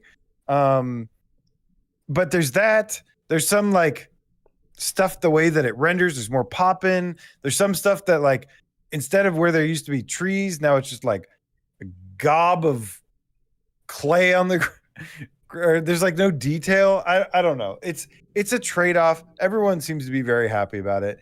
I'm like, this is the thing, is that this game was already a must-have to me, and was incredible. And like, that was the sacrifice that it took, was some of the resolution here and there. Sometimes it looked really good even. Now it's like, yes, it's sharper, but now there's also like some rendering things, some frame rate performance stuff. So I'm like, it's a little bit of a trade-off. It's a compromise, right? But a lot of people seem to be really, really happy with this. So I'm like, I like it. And there's some things that I'm like, well, this is how they achieved this, was they turned up the resolution and the performance kind of tanked a little. Before I give you my rebuttal, I do want to give a shout out to my co-pilot, who, despite what's happening right now in my helicopter, had complete faith that I had this shit under control. He didn't complain at all. God. He didn't complain. I'm so sorry. I should have given you my footage. And for the record, I actually recorded. Oh my God. That looks like the scariest thing you could. Oh my God. I mean, listen, not for the weak stomached VR gamers. Is this an action movie that you're filming? Like, most people end up in a tailspin and head toward the ground. I take off in a tailspin and head toward the sky. This is how I go vertical. This is how I gain altitude. This looks like a scene out of Mission Impossible 8. Like, listen, I hadn't played it in a while. Okay, so it took me a little while to acclimate, to figure out the controls again. But I got it. I got it though. I figured it out. I'm all good. And most of the rest of this is fine. I'm like crying over it. I should have given you my footage. I'm so sorry. No. Listen. I had so much fun playing this today. I'm so glad you guys get to see, like, even the shit that's ridiculous, like me trying to figure out how to, like, I'm literally just hovering in the air right now trying to figure out how to go forward. Don't worry. We make it to New York. We do. Eventually, later in this video, we make it to New York. But my rebuttal, AJ, is that unlike everyone else, I wasn't totally confident that this was previously a must-have game. there was massive caveats being like, man, it's so fucking blurry. I think it looks bad. So much of the ground looks like fucking bombed out. Looks like post-apocalyptic, like just bombs have been blown everywhere, and so much of the city just looks like it's in ruins. And I was having frame rate problems. There were frame rate hitches, and like, you know, if you just like looked off to one of the sides as the landscape was going by, you could just see it was like it was like stuttering. Most of that's I at least I felt like with the resolution patch, so much of that was fixed for me. So like I didn't see any worse frame rate problems than I saw previously. In fact, I think it got better because there would be points where I was just flying along and everything would freeze for about 2 seconds and then it would catch back up. And now it doesn't do that. Most of the buildings don't look like they're bombed out anymore. It feels like it's better optimized. The resolution is fucking great. It is. I think it looks amazing now. And so it went from something that I was like, I don't know, like if you really, really, really want to play Microsoft Flight Sim in VR, then yeah, maybe this is something you should consider, to being like, this is now a top 10, maybe top 5 contender for every PSVR2 owner. So for me, it was a radical difference and there were no real negatives. This is only positives for me. You know, maybe I haven't cleaned my PS5 in a while or something. That's usually what I tell people sometimes. There could be something else at play there. I don't know. Maybe my internet connection was having issues and it was stuttering a little bit. My power did go out yesterday, so there could be some other things messing with it. But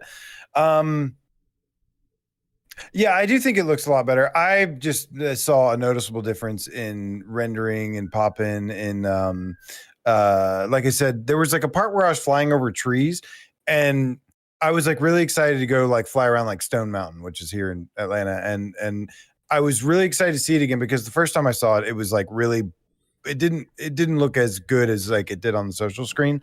And I get there and it's clear now, but then there was like some of the trees around it were like literal, like, you know, like how you land on the ground and how the trees would look like they were just like clumps of graphics. Like that was kind of happening to me flying over it. And I was like, well, that's kind of weird. So I don't really know what the deal is. I'll have to maybe play some more. Definitely want to. I was enjoying it for the record. For the record, I was definitely enjoying it. I obviously the first thing I did was go after my ruse and was but you know, I don't know. Oh gosh, your power is like yeah, a seamless landing, if I do say so myself. He does not seem very happy with you right now. Yeah, I mean, I did play it quite a bit, but yeah, I don't know. From all the feedback, maybe I had just a weird day, weird experience. It can definitely happen. It also depends on kind of like, you know, it's a big game. I mean, it's literally the entire Earth. So maybe it depends on some of the places you fly. I don't know. I had some really good experiences, and I had some parts where I was like, yeah, that didn't used to feel like that, and felt kind of rough. So I don't know. We both played on Pro, right? Just to clarify. Yeah, I played on Pro. A big difference though was like I did go to I was playing in the beta, so it is the beta. It's not the full release. And then also I was going to some of the updated areas, which I had previously played. Like they updated Australia. That's one place I flew. They updated like Japan. That's one place I flew. So I don't know what the factors are that played into it, but I just felt like it was constantly like the weird thing is that the thing that you were talking about, where it was like, you used to say like, it used to like hitch every couple minutes, like seconds or something, right? Yeah. You used to do that. That's happening to me now. So like, what the hell? Weird. This always happens. Yeah. Where this has always happened to me, where a game would be like great to me, and then it gets updated, everyone else is happy, and now mine has the fucking issues that everybody's complaining about. I don't know what it is, but this used to happen. I like season 1 so much more, man. Oh. Season 1 is always the best. Snacks, please said, did y'all set the data rate to unlimited? I did in the settings, and that seemed to make an improvement too. I haven't touched the settings. I was playing on the exact same settings as the last time I played pre-patch, so I got nothing for you. That's also a really good point. I had everything turned to like low, and I actually wanted to like mess around with it some more. This does have a lot of settings in it, so that could be something as well to kind of experiment with. But I'm surprised because you're usually the thing is that I'll usually take image quality over like frame rate usually. Like I don't mind a little bit. And like I said, it is sharper, it is better in many ways. I was just surprised that I thought that was going to be a bigger deal breaker for you than it would be for me. Man, I'm sorry. I should have done a better job of throwing some footage together because I actually landed my plane in Boston. Because I took off from Worcester and landed in Boston, and I didn't even get the plane landing in Boston. But I did I kept in all of this walking around in this just absolute fucking train wreck of a city. So. Oh, here we go. All right, back to the beginning of the video. That's good. So I did I intended to record like my first impressions. And unfortunately my audio got all messed up. So I do have some footage. Maybe I can like edit together or something, but it sucked that I lost it all because I went through and I flew around. Some things that were definitely noticeable was so the game looked pretty good to me to begin with, honestly, for what it is, right? I was like, yeah, this is an okay compromise to me. Like, is the lower resolution? Sure. Does it take away some of the like stunning beauty? Yes. But it was pretty smooth for the most part. And there's so much content, there's so much game, there's so much fun to be had. But some of the things that I noticed was like in the original release, the full launch, the missions that you do, like the very first, like getting your license test stuff, those were like some of the most noticeable for me originally for being like the worst looking things. Like they were so blurry and just awful. And so I went back there, look much better now. They're not perfect. There's still like a tiny little bit of aliasing stuff here and there, but was noticeably like a huge difference better.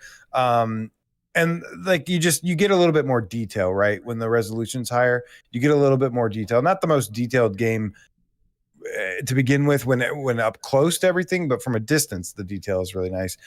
Another thing I tested was the hot air balloon, because that was kind of one of the disappointing parts about the other full release was the hot air balloon.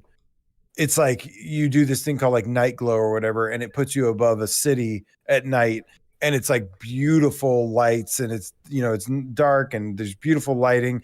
And like in the original release, it was just completely just a blurry mess, and it was like, oh, like this could have been a really special moment, experience, and it was like it kind of took away from it.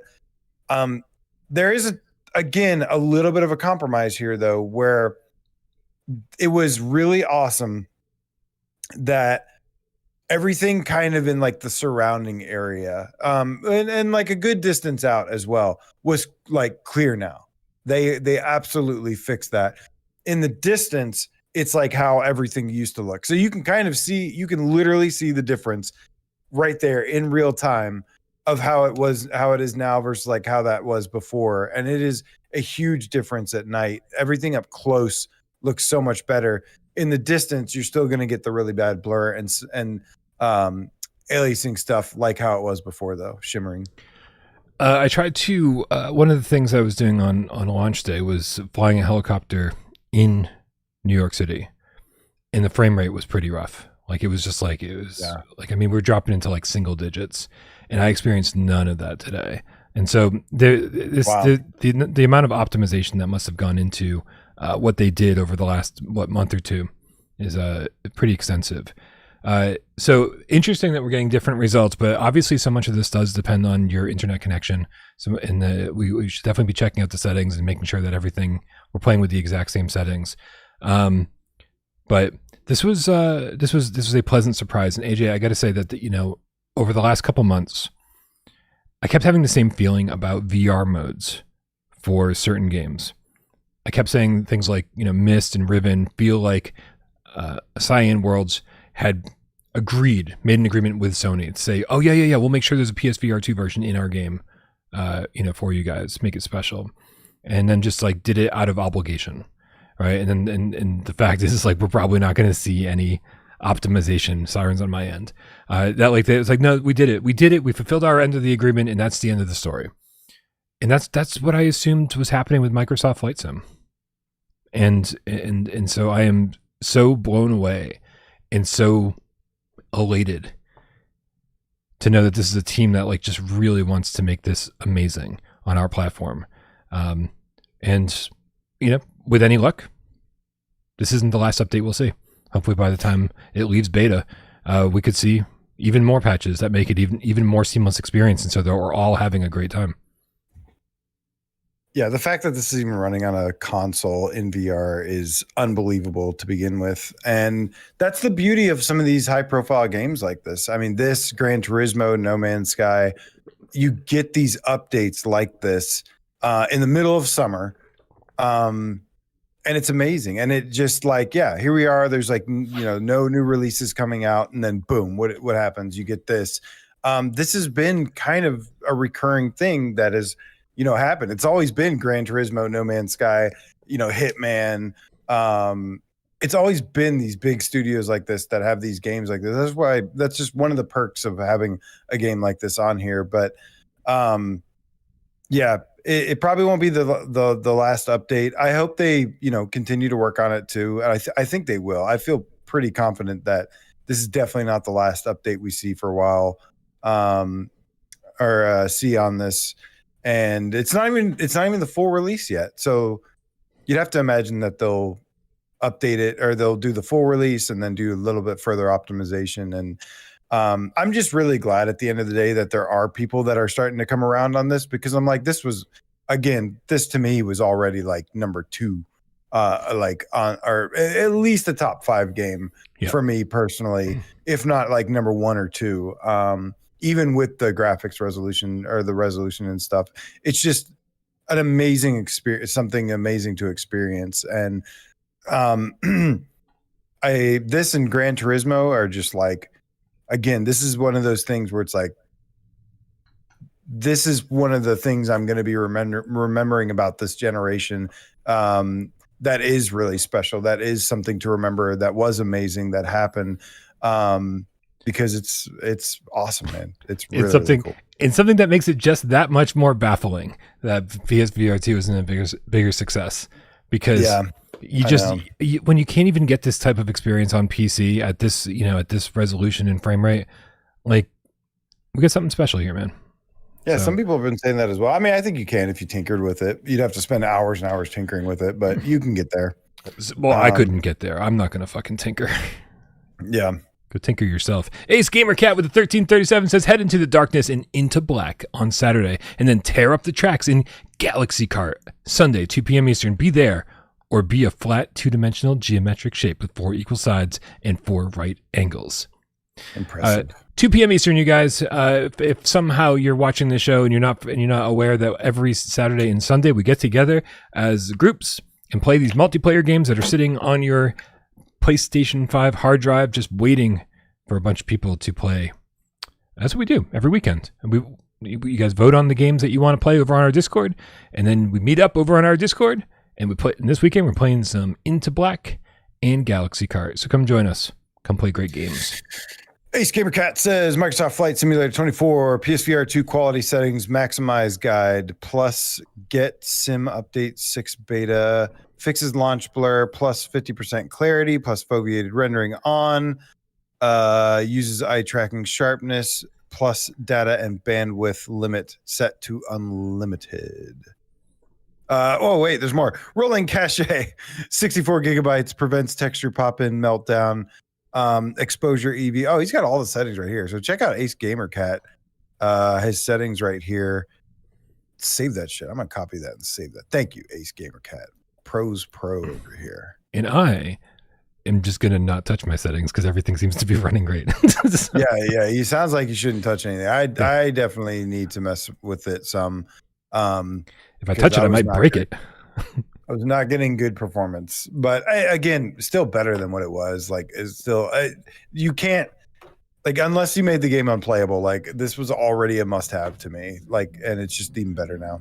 Yep. I'm really, really glad because, like I said, It's like this went from being something that I was like, man, massive asterisk at the end of my recommendation.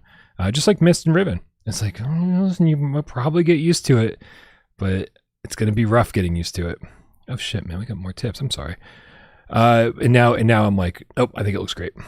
Prozac 380 with the $2 tip says, what the fuck? When did this retro channel start covering VR? We're trying to branch out a little, Prozac. trying to expand our horizons, you know? So we'll try to cover retro and VR equally moving forward. Also, thank you everybody for all the kind words, and I'm sure it's not easy. I've lost a couple hundred subscribers already, which is totally expected. People don't like change. People are like, I want you to do PSVR2 stuff, dance, monkey, dance. And it's like, well, I'm fucking, man, sorry. I'll dance now and again, but if it's I gotta do other stuff between the dancing. You gotta you gotta do what makes you happy, man, at the end of the day. I gotta keep myself sane. Yeah. Right. And it was so nice to drop into VR today, AJ. Right. It felt good to do it. Not out of like necessity, but just because sometimes you forget that you love it. Sometimes when you have to do something over and over and over again, you're just like, you forget that it's something you once enjoyed thoroughly. This was a nice reminder because like I sat there and I just didn't even want to get out of it after being so hooked onto like other things for a while. It was like, I jumped into this and I just wanted to spend hours and hours and hours. I did not want to leave. Comic book guy Game Cat with the $5 says, missed a few minutes, but why did you show the trailer for the VR Angry Birds game that had? Oh, has it got more DLC released or something? I'm confused. No, here's a secret. We're usually setting this show up at the absolute last second. And today there was a bunch of things that were broken because I had done some solo streams and I had to go fix all that stuff. I was trying to put together a run of show. And so I had forgotten to swap the trailer out that was playing the last time we had done a GAMESCAST. And as you know, the last trailer that we showed during a GAMESCAST is the answer to the 4-minute challenge. So that says the last time we did a 4-minute challenge, what the answer was? Angry Birds. Spoilers. But so yeah, that's why I was showing it, because I just forgot to change it to our normal video we start with. Grandpa's Barbecue Game Cat with the Australian 5 says, love that you can have dissenting views here and there, and you don't get ratioed to oblivion. Chat just politely gives their alternate points of view. Anya community? What's an Anya community? Maybe good Anya community? I don't know. Everyone dislike his tip. Get him, grab his legs. Right? You, Brian, you tickle him. I'm gonna burn him in effigy. No, it is nice. Yeah, it's not the best YouTuber profiting science behind it, but it is just like, hey, there's people that actually like and care about video games and interesting and like to talk about things, and it's wonderful, isn't it? And like almost nothing in this world is black and white, right? Like if my thumbnail is like, this is the greatest thing ever, or this is the worst thing ever, then it's probably not being very truthful, right? And if our discussions go like that, it's probably not being very truthful either. It can still be truthful, but just not really in depth at all. We go really in depth in a lot of things. Most conversations, fall into some kind of shade of gray, and with every plus is usually a minus. And so, yeah, I mean, listen, I love this community. I love that I'm able to tell you that I fucking just don't like certain games that everyone else seems to. Right? We've had those conversations plenty of times, or that I love a game that no one else seems to. I have been mad at you several times. This is true. That's fine. You can defend Titan Isles all you fucking want, AJ. Not that one, but yeah. Yeah. Oh shit, man, we got to get into our headline story, which is crazy enough. Vertigo Games. This didn't come from Vertigo Games, but apparently Vertigo Games was working on Tomb Raider VR game, and it got canceled when Studio Amsterdam shut down, the Metro studio, and then today or yesterday, a bunch of screenshots and footage from the game leaked. So real quick here. We're going to go over to mpfirst.com, who seem like they're the ones who broke this story. We'll read through. We'll look at some of the video, and we'll see how this goes here. Boink, boink, boink, boink, boink. Actually, no, we can throw some of the footage on in the background a little bit, I guess. Tomb Raider. Tomb Raider. Okay. Well, here's the prototype footage. Fuck it. It doesn't look very good, so. Oops. So it doesn't matter if I block it. All right. Hold on. I got this. I swear I got this, AJ. I swear. Motherfucker, I don't have this. Come on. Gotta make it big so my old eyes can read it. There we go. Oh, there we go. All right, this comes from Ephraim over at MP First. Canceled Tomb Raider VR project from Metro Awakening devs revealed gameplay and concept art surface. Last month, VR developer Vertigo Games closed its Amsterdam division, a team best known for delivering the Metro franchise spin-off Metro Awakening and collaborating with other high-profile VR projects like Thief VR, Legacy of Shadow. Following the shutdown, we now have learned that the studio was also secretly developing an ambitious, standalone Tomb Raider VR title. This project would have marked the first proper VR installation into the series, as previous similar experiences in the franchise had been limited in scope, but it ended up being canceled early this year. Just recently, a huge amount of content about it has surfaced that gives a look at what the team was cooking for Lara's first fully fledged venture onto VR devices. Development on this unannounced Tomb Raider VR project spanned at least from November 2024 until its cancellation in January 2026. Internally named Project U, the title was being built on Unreal Engine 5 by a team of over 50 developers. It was targeted for MetaQuest 3, PSVR2, and PC, with the project reportedly shaping up quite well. According to the website of a developer who worked on the game, the team successfully delivered a vertical slice milestone that received high praise both internally and externally. However, the game's cancellation was not a direct result of the recent studio's closure, even though the two are likely connected. The developer noted that the project was axed in January this year due to what was described as a structural reorganization happening at the time. Following the project's demise and subsequent closure of Vertigo Amsterdam, a few developers who got to work on it shared online, this is where it came from, an extensive look at what could have been. Among the development materials that we have uncovered are character and environmental models, concept art, and some really interesting early gameplay footage. The footage gives us a clear look at how the classic Tomb Raider mechanics were being adapted for VR. Set primarily in a desert location in the Middle East, the gameplay puts us in Lara's boots, exploring massive ancient temples and palaces that heavily draw from Mesopotamia and Babylonian culture. Mesopotamian. To navigate these environments, the experience featured traversal mechanics such as rock and underwater climbing, as well as ziplining. Parts of the setting are shown in detail across both screenshots and illustrations. The video further reveals some areas of the world with unfinished textures, such as caves filled with puzzles and enemies. Beyond, how long is this? Holy crap. I don't know, keep going. Okay. Beyond the world exploration, the clips show Lara using a mix of gear. While her bow and arrows could be used to solve environmental puzzles, combat relied on firearms, featuring one of her iconic dual pistols paired with a submachine gun. Additionally, her equipment included a waistband that functioned as a real-time health tracker and oxygen levels monitoring during underwater segments. Another highlight of the gameplay is some of the threats Lara would have faced, including early work for a major boss encounter pitting Lara against a giant guardian statue, a foe that appears prominently in the art of the game. You got like a quarter left. Okay. The other enemies seen in the footage are classics, like the skeletons with shields that have appeared a few times in older titles, as well as bats, venomous scorpions, and hyenas. Both the hyenas and skeletons are featured in the artwork in different stages of an infection, with floral and moss-type growth on them. These infected enemies featured weak points that manifest as blue bulbs, and some can be seen with flora forming protective shields over them, adding some extra challenge to combat. The final type of enemy included in the concept art shifts away from the supernatural, showing mercenaries equipped with tactical desert clothing, ammo pouches, and heavy face coverings. We can look at some of these screenshots after. Lara wouldn't have been entirely alone in this adventure, however, as the illustrations feature design explorations for Tarek, a young Arabic character who appears to be on the supporting side of the cast. We also found designs for historical figure Amethyst, a Median princess who became the Queen of Babylon. Whether she would have been an antagonizing mystical figure for the player or simply a reference for the statue remains unknown.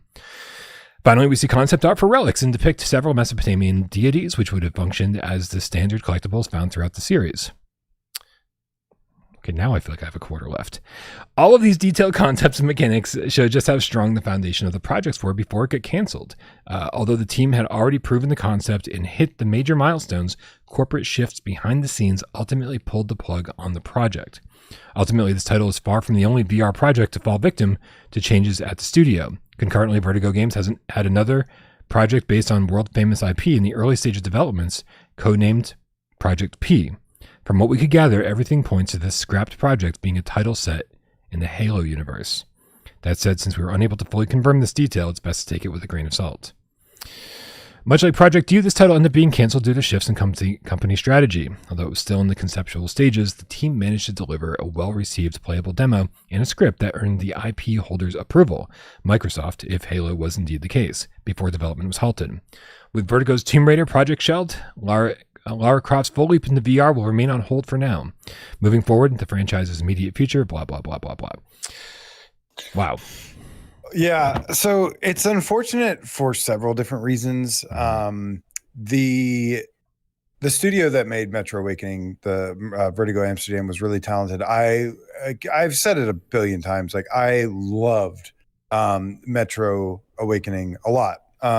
Even if it, wasn't perfect or had its limitations, as most games that are created for VR, if you take a big IP, build it from the ground up for VR, a lot of them tend to have some kind of limitations that you can expect.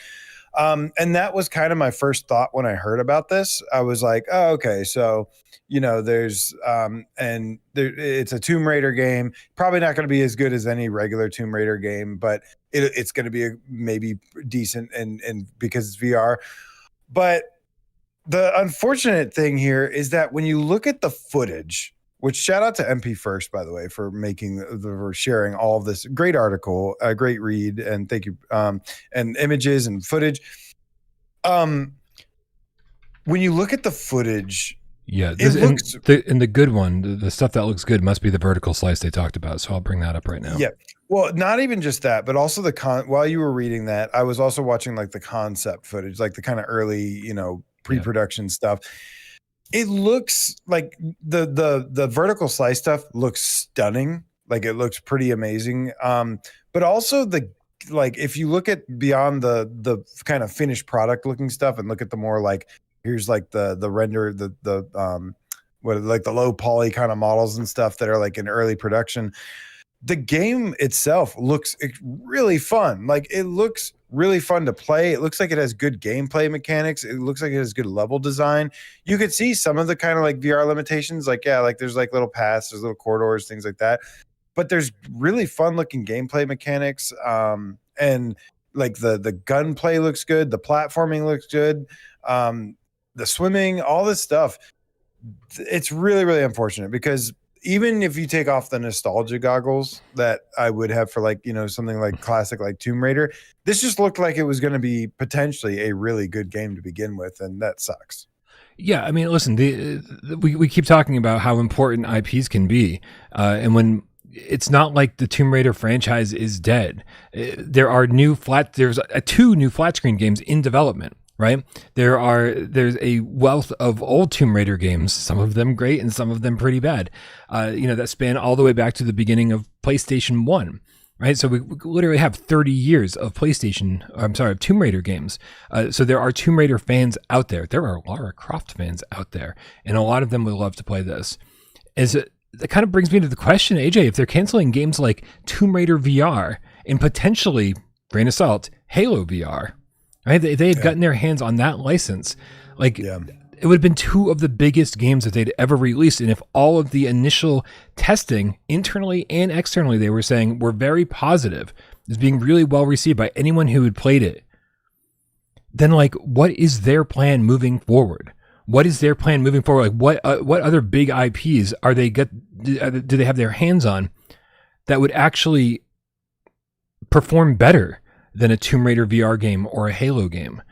right? I feel like there's got to be more to the story. It can't just be simple restructuring. If Amsterdam shut down, sure, yeah, you bring this internally. You bring this into another Vertigo studio to finish the job. You know, it had already been in development for over a year and a half, and in VR terms, that's a long time. Most VR games have a 2-year dev cycle, right? You're charging $40 for these things usually. These are not $70 games. You cannot spend 3 or 4 years developing them. So my guess is that this could have been done within the next year. Maybe. I mean, it sort of. It seems like maybe they thought that even though it would be awesome, like it would turn out really well, it would end up just costing them so much money. Like even if this was amazing, and like you have to wonder, are they just going to eat that cost? Even no matter how good it is the player base there? And sadly, this is what the kind of just the situation we've been in is. Like, this is how close to something like this is how close we came to like having this as the regular. This is what all of us have been fighting for, is for stuff like this to be like the regular, right? But with everything, with just the state of everything, yeah, it's unfortunate. I hope they do find a way to kind of maybe bring it back and continue it, but damn, yeah, came really close to what seemed like a really good one. I mean, this looks much better than some of the high profile stuff we've gotten, like Reach and other things that really fell short. And like, they looked all flashy, but then you actually played them and they were not great. But this looks really good. This looks like it could have been good. Yeah, and as we were talking about earlier with the sales charts, what if Vertigo Games had 4 games on the sales charts. Right. So they know how to market their games. They know how to sell their games. They know what people are looking for. They know what people will buy. And so to me, this just seems like such a missed opportunity. It's like, man, you had something really good here. You had something that I think a lot of people would have bought. And my only guess could be, but kind of going off of what you said, that potentially this game wasn't going to be done in another year. Right. And that's the only reason I could see canceling this game, is because you didn't think it was going to be done in the next year. And then they just didn't know they weren't going to be able to charge as much as they needed to for it. That's the only excuse I could think of. If everything was going smoothly, if all the play testing was very, very positive and people were happy with what was going on, then why cancel it? And the only reason, it always comes down to money. It's just because they realized the development was going to be 2 or 3 more years in order to finish it and have the whole game be as polished as they wanted it. And if that's the case, they just knew that especially if you start projecting and say, well, what is the VR market going to look like in 2029 or 2028, right? If things are kind of dying right now, are they going to be better in 2 years, or are they going to be worse? And I think we all kind of know the answer to that question. Yeah. I mean, it's all got to just be left up to a lot of speculation. But to me, I just think about this and I'm like, well, this is where, as much as we love like the freedom that like, some of the options for VR has given us, kind of dividing it up has definitely, I think, hurt the opportunity. We've been fighting hard for stuff like this, where it's like, yes, please make a nice packaged product for us and make it polished and get the big licenses, get a studio behind it. We'll buy it. But then you also had stuff like the Quest, where it's like, okay, scaled down, it's wireless, here's your option. This is where one of the things where it's like, we're kind of like having that divided player base has kind of hurt us, because we just don't have the numbers to support that, to make this sustainable with an already like shrinking, games industry. I don't know. This is where I feel like, again, just speculation here, this is one of those things where it's like, like maybe it's not right to point the finger, but I'm like, this is where, having so many people into like mods and stuff hurts us, because the mods, yes, they give you more accessible stuff to play in VR, but at the same time, you're not supporting like stuff like this. You're taking away from supporting stuff like this. That's the kind of drawback, the only really drawback, but it's an important one, is supporting actual studios with revenue and things like that. I don't know. Rypop suggests also funding could have been pulled from Facebook and Sony. We know that Facebook pulled quite a bit of cash from developers. We do know that. That's true. That also could be a thing for sure. Right. And what a lot of people don't understand is that games like fucking Behemoth or Saints and Sinners were also funded by Sony and Meta. Right. Some people think that, they only fund exclusive games. Nope. They absolutely funded Skydance games because they really wanted those games on their platform, and Skydance was not going to make the money back purely on sales that they needed to develop high quality games like that. And so this could absolutely be a case of that happening. That's a good point, Rypop. This is really sad. This is sad news. However, now like with the way that Vertigo Games has operated, it seems more likely that it would be something like that. That, I mean, with Meta pulling out, that is where a lot of the funding was coming from, $80 billion, something like that. So yeah, that probably seems more likely. With the problem is we don't have like the investors, things like that behind studios like this anymore. And I think, if you look at some of their stuff, it's like Vertigo Games has made some good stuff, and it never seemed like it really sold what it probably should. It always seemed like, they were kind of losing money in some ways. What, aren't they owned by Tencent Studio? Isn't that? It didn't. Is Vertigo Games? Did they not get purchased by Embracer Group? Embracer Group, something like that. One of those big, money bags like that. Maybe, yeah. What did you call me? Yeah. So I retract my, VR mod thing. It's probably more so just like the funding. This is the problem with the funding drying up so much. There's a lot of fingers to point in every direction. I'm not trying to point fingers either. I'm just thinking out loud. I'm pointing my fingers directly at Steve IRE in the chat. It's your fault, Steve, that you're the reason this got canceled. I agree. It's all Steve IRE's fault. I think we can all agree on that. Wait, hold on. A wee bit Steve IRE's fault. A wee bit. No, it's all his fault. A wee bit. Sorry. All right. This is the problem with long episodes of GAMESCAST. I start getting punchy. What would you prefer? Would you prefer a 2013 the Tomb Raider 2013 remake hybrid? But okay. Listen, I've said this over and over and over. I think Vertigo Games makes very good games. Do they make great games? I don't think so. Right? And I know that's divisive, but I think they make very good games. They make solid 8, sometimes 8.5 out of 10 games, sometimes 7 out of 10 games. So as much fun as this would be, I'd be a little bit concerned that it would turn out like Reach that you mentioned earlier. It's like, it's a lot of climbing and a lot of shooting, but is any of it fun? Yeah. Right? And so and how many of Lara's actual abilities from the flat screen game translate over into VR? So what I would want was I want the remake or the reboot that happened in 2013, which was kind of this open world Metroidvania style game, right? Beautiful, even on the PS3. I would love for somebody to get their hands on that. Flat to VR, Vertigo, I don't fucking care. And hybridize that. Make that into a VR game.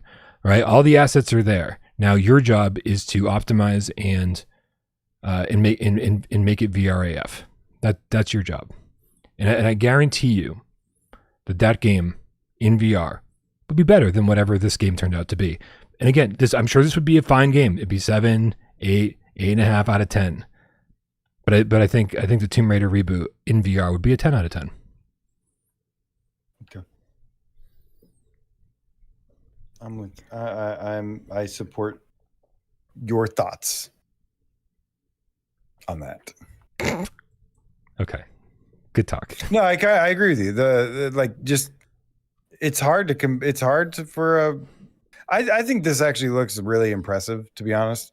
For a built from the ground up VR game, I think it actually looks really, really impressive. Even though it's early footage, it kind of stands out to me more. It looks more like an actual game-ass game than just a VR first experience. But yeah, who knows? Who knows what the final product would have ended up like? Yeah. Okay. And how much it would compare to a flat screen converted. Yeah. The VR Resistance with the level 1 membership says, but The Wire. Thanks, Questies.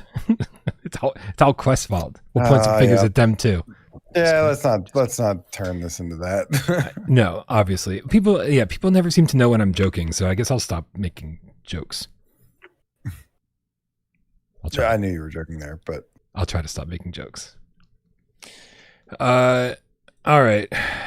AJ, I think it's time for a 4-minute challenge. Wrap this thing up. I do think I should give my 10-minute Parasite Eve review. Oh, no, please. Listen, I got to pick a game. So by all means, please tell me about Parasite Eve, which is, I think, did you finish it? No, I'm on the last day. Okay, so you did get through my least favorite part of it. Okay. Which was day what? I don't remember what day it was. It's been fucking 20 years since I played it, but it was. I think it was a Central Park area where you're just like running and running and running and running. It seems like it never ends. Is it Central Park? Yeah, that's day 2 as well as the day 5 that I'm about to be on. Day 5, I think, is the is when it gets real bad. Oh man, yeah, I'm sorry. That's the last chapter. All right, but let's pretend like I didn't say that. What are your thoughts so far? Fuck. Yeah, I'm sorry. It's pretty good. It's very. I was like, wow, I can't believe like they used to make games like this for kids. It's pretty amazing. Because it's totally fucked up in so many ways. Is it? It's got to be M-rated though, right? Yeah, probably. Okay. I mean, but come on. Everybody was buying it. So was Grand Theft Auto. No kids play Grand Theft Auto ever. You're right. Hey, just because other people are bad parents, like it's not my fault. But yeah, some of the artwork and stuff like the gameplay is pretty cool. Some of the artwork is really nice. The CGI cutscenes are, a lot of the game hasn't aged the best, but it's still, just because it's so creatively made and so charming, and there is something about it that's kind of like, it feels like eloquent to play. It is a very, very good game, and I like it a lot. It's like, yeah, I have to deal with a couple of the little things where it's like, like that could have aged a little bit better, but I mean, I'm playing it like 30 years later finally. So all things considered, yeah, it's still badass, and I would recommend it. I just really want to finish it at this point. Maybe I'll feel differently after the last day, but yeah, I like some of the boss fights. I love some of the creatures and stuff you fight. But on top of that, I've also been playing some other stuff on the emulator. On the Game Boy. Yeah. Got some cool Dreamcast stuff. I'm trying to discover. I'm gonna have to pick your brain for some Dreamcast, PSP, Nintendo DS. Nice, dude. I don't know how you're gonna play Nintendo DS stuff on that. Like DS, you definitely need something with a touch screen for the DS stuff. Rather than holding a trigger and moving the cursor and doing this stuff, like a lot of like fast swiping is required, and to have two screens on top of each other means like your screen real estate is demolished. Like even if you put them side by side, yeah, it can be a little rough. But you had a PSP, right? I imagine you did. Yeah, I still have a PSP. Okay, dude, Burnout Legends. Yeah, the Burnout games are great on that. Goodness, Burnout Legends is so fire. Also PSP get the best Ridge Racer game in my opinion. It's just called Ridge Racer. It's just called Ridge Racer, but it was the one that introduced nitrous boosts and in power sliding or drifting around corners. It builds up your boost meter. It's so good. I think it's beautiful, stunning on that screen. Okay. Well, I've got a whole bunch more to check out, so we'll see more on maybe episode 3 of season 2, maybe episode 2 or 3, 4, something like that. Yeah. I'm sure I'll have played some more, and we'll share all about it. Did you pick a game? I did indeed. Are you ready?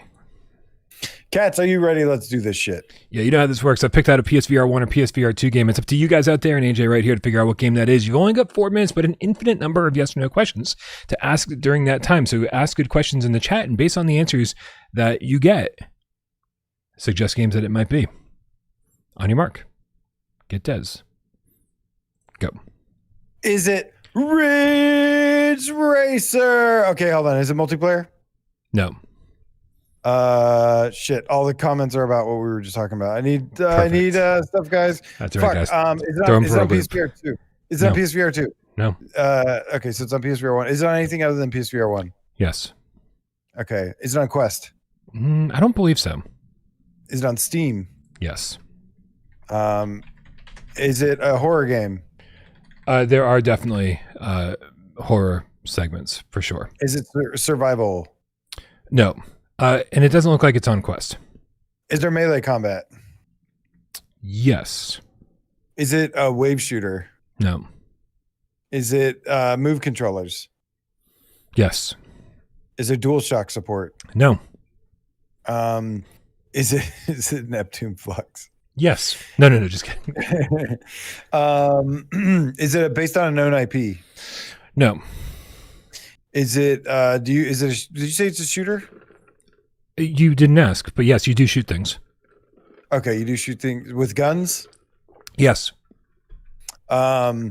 Is it based in, did we mention it today?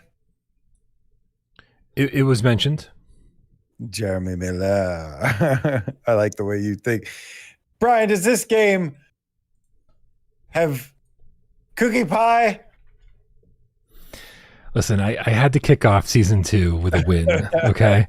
It is, in fact, Immortal Legacy, the Jade Cipher. What? You stole my thunder. Yeah, I know. Welcome to season 2. You get no thunder. It's all my thunder. It's all my thunder. I'm going to follow you into GameStop. You better be looking over your shoulder. I'm taking all your thunder, baby. Immortal Legacy. Yeah. God, what a fucking great game. This game had such high production values for the PSVR 1. And then we never saw this studio again. Yep. I love this game. I wrote the original guide. There was not a guide before the one that we did, Brian. Well, I'll say we because I contributed. I don't think I contributed. You posted it on your channel. Oh, you did a walkthrough. Yeah. Okay. All right. I was like a guide because, man, that Five Nights at Freddy's guide that you did / I helped edit. What a nightmare. We're never doing that again. That's a great video, though. It was. People still comment on that yeah, video. Tons of views. Hundreds of thousands of views, I think. Yeah, it's not worth it. and Immortal Legacy got hundreds of views. Yeah, hundreds. Somebody. I keep telling Flat to VR. I said, if you love me, and you ever want to give me something nice for my birthday one year, oh my God, a PSVR2 version of Immortal Legacy, the Jade Cipher. God. Please. It's all I want out of life. That and BioShock VR. Make both of those happen, and I can fucking retire. Won't have to do this anymore because all of our wishes have come true. Thundertaker. I am a Thundertaker. Thunder Taker. Oh, that'd be your wrestling name, the Thundertaker. Oh, nice. I like it. Then I got to learn to wrestle, which is going to be not fun. I loved Immortal Legacy, my friend. So I'm with you there. Hell yeah. All right, guys, we're coming up on 2 hours and 20 minutes, so it's time to wrap this up. But thank you, everybody, for being here. Sorry for our absence, but I'm excited to be able to come back and do this every single Friday, 6 p.m. Eastern, with who knows what hosts each week. That'll be part of the fun, part of the surprise. Somebody did DM me and say, listen, we love you, but make sure you have co-hosts. You can't do this shit on your own. And I said, I know. What? You do a great job on it. I'm aware. So thank you guys. And we really appreciate your support of the channel. Remember, only you can prevent forest fires and keep this channel alive. So if you support us over on patreon.com/withoutparolegames, or you're a member over here, or you give gift memberships over here, or you tip during the show, we appreciate you. We can't do this without your help. But if you're just part of our community that doesn't support us financially, that's just as important. Thanks for being here. We love you very much. Thanks for hanging out during the show, shooting the shit during the show, keeping us entertained while we try to keep you entertained. Maybe you sit back and watch the show and don't say the goddamn word. We know you're out there. We love you just as much.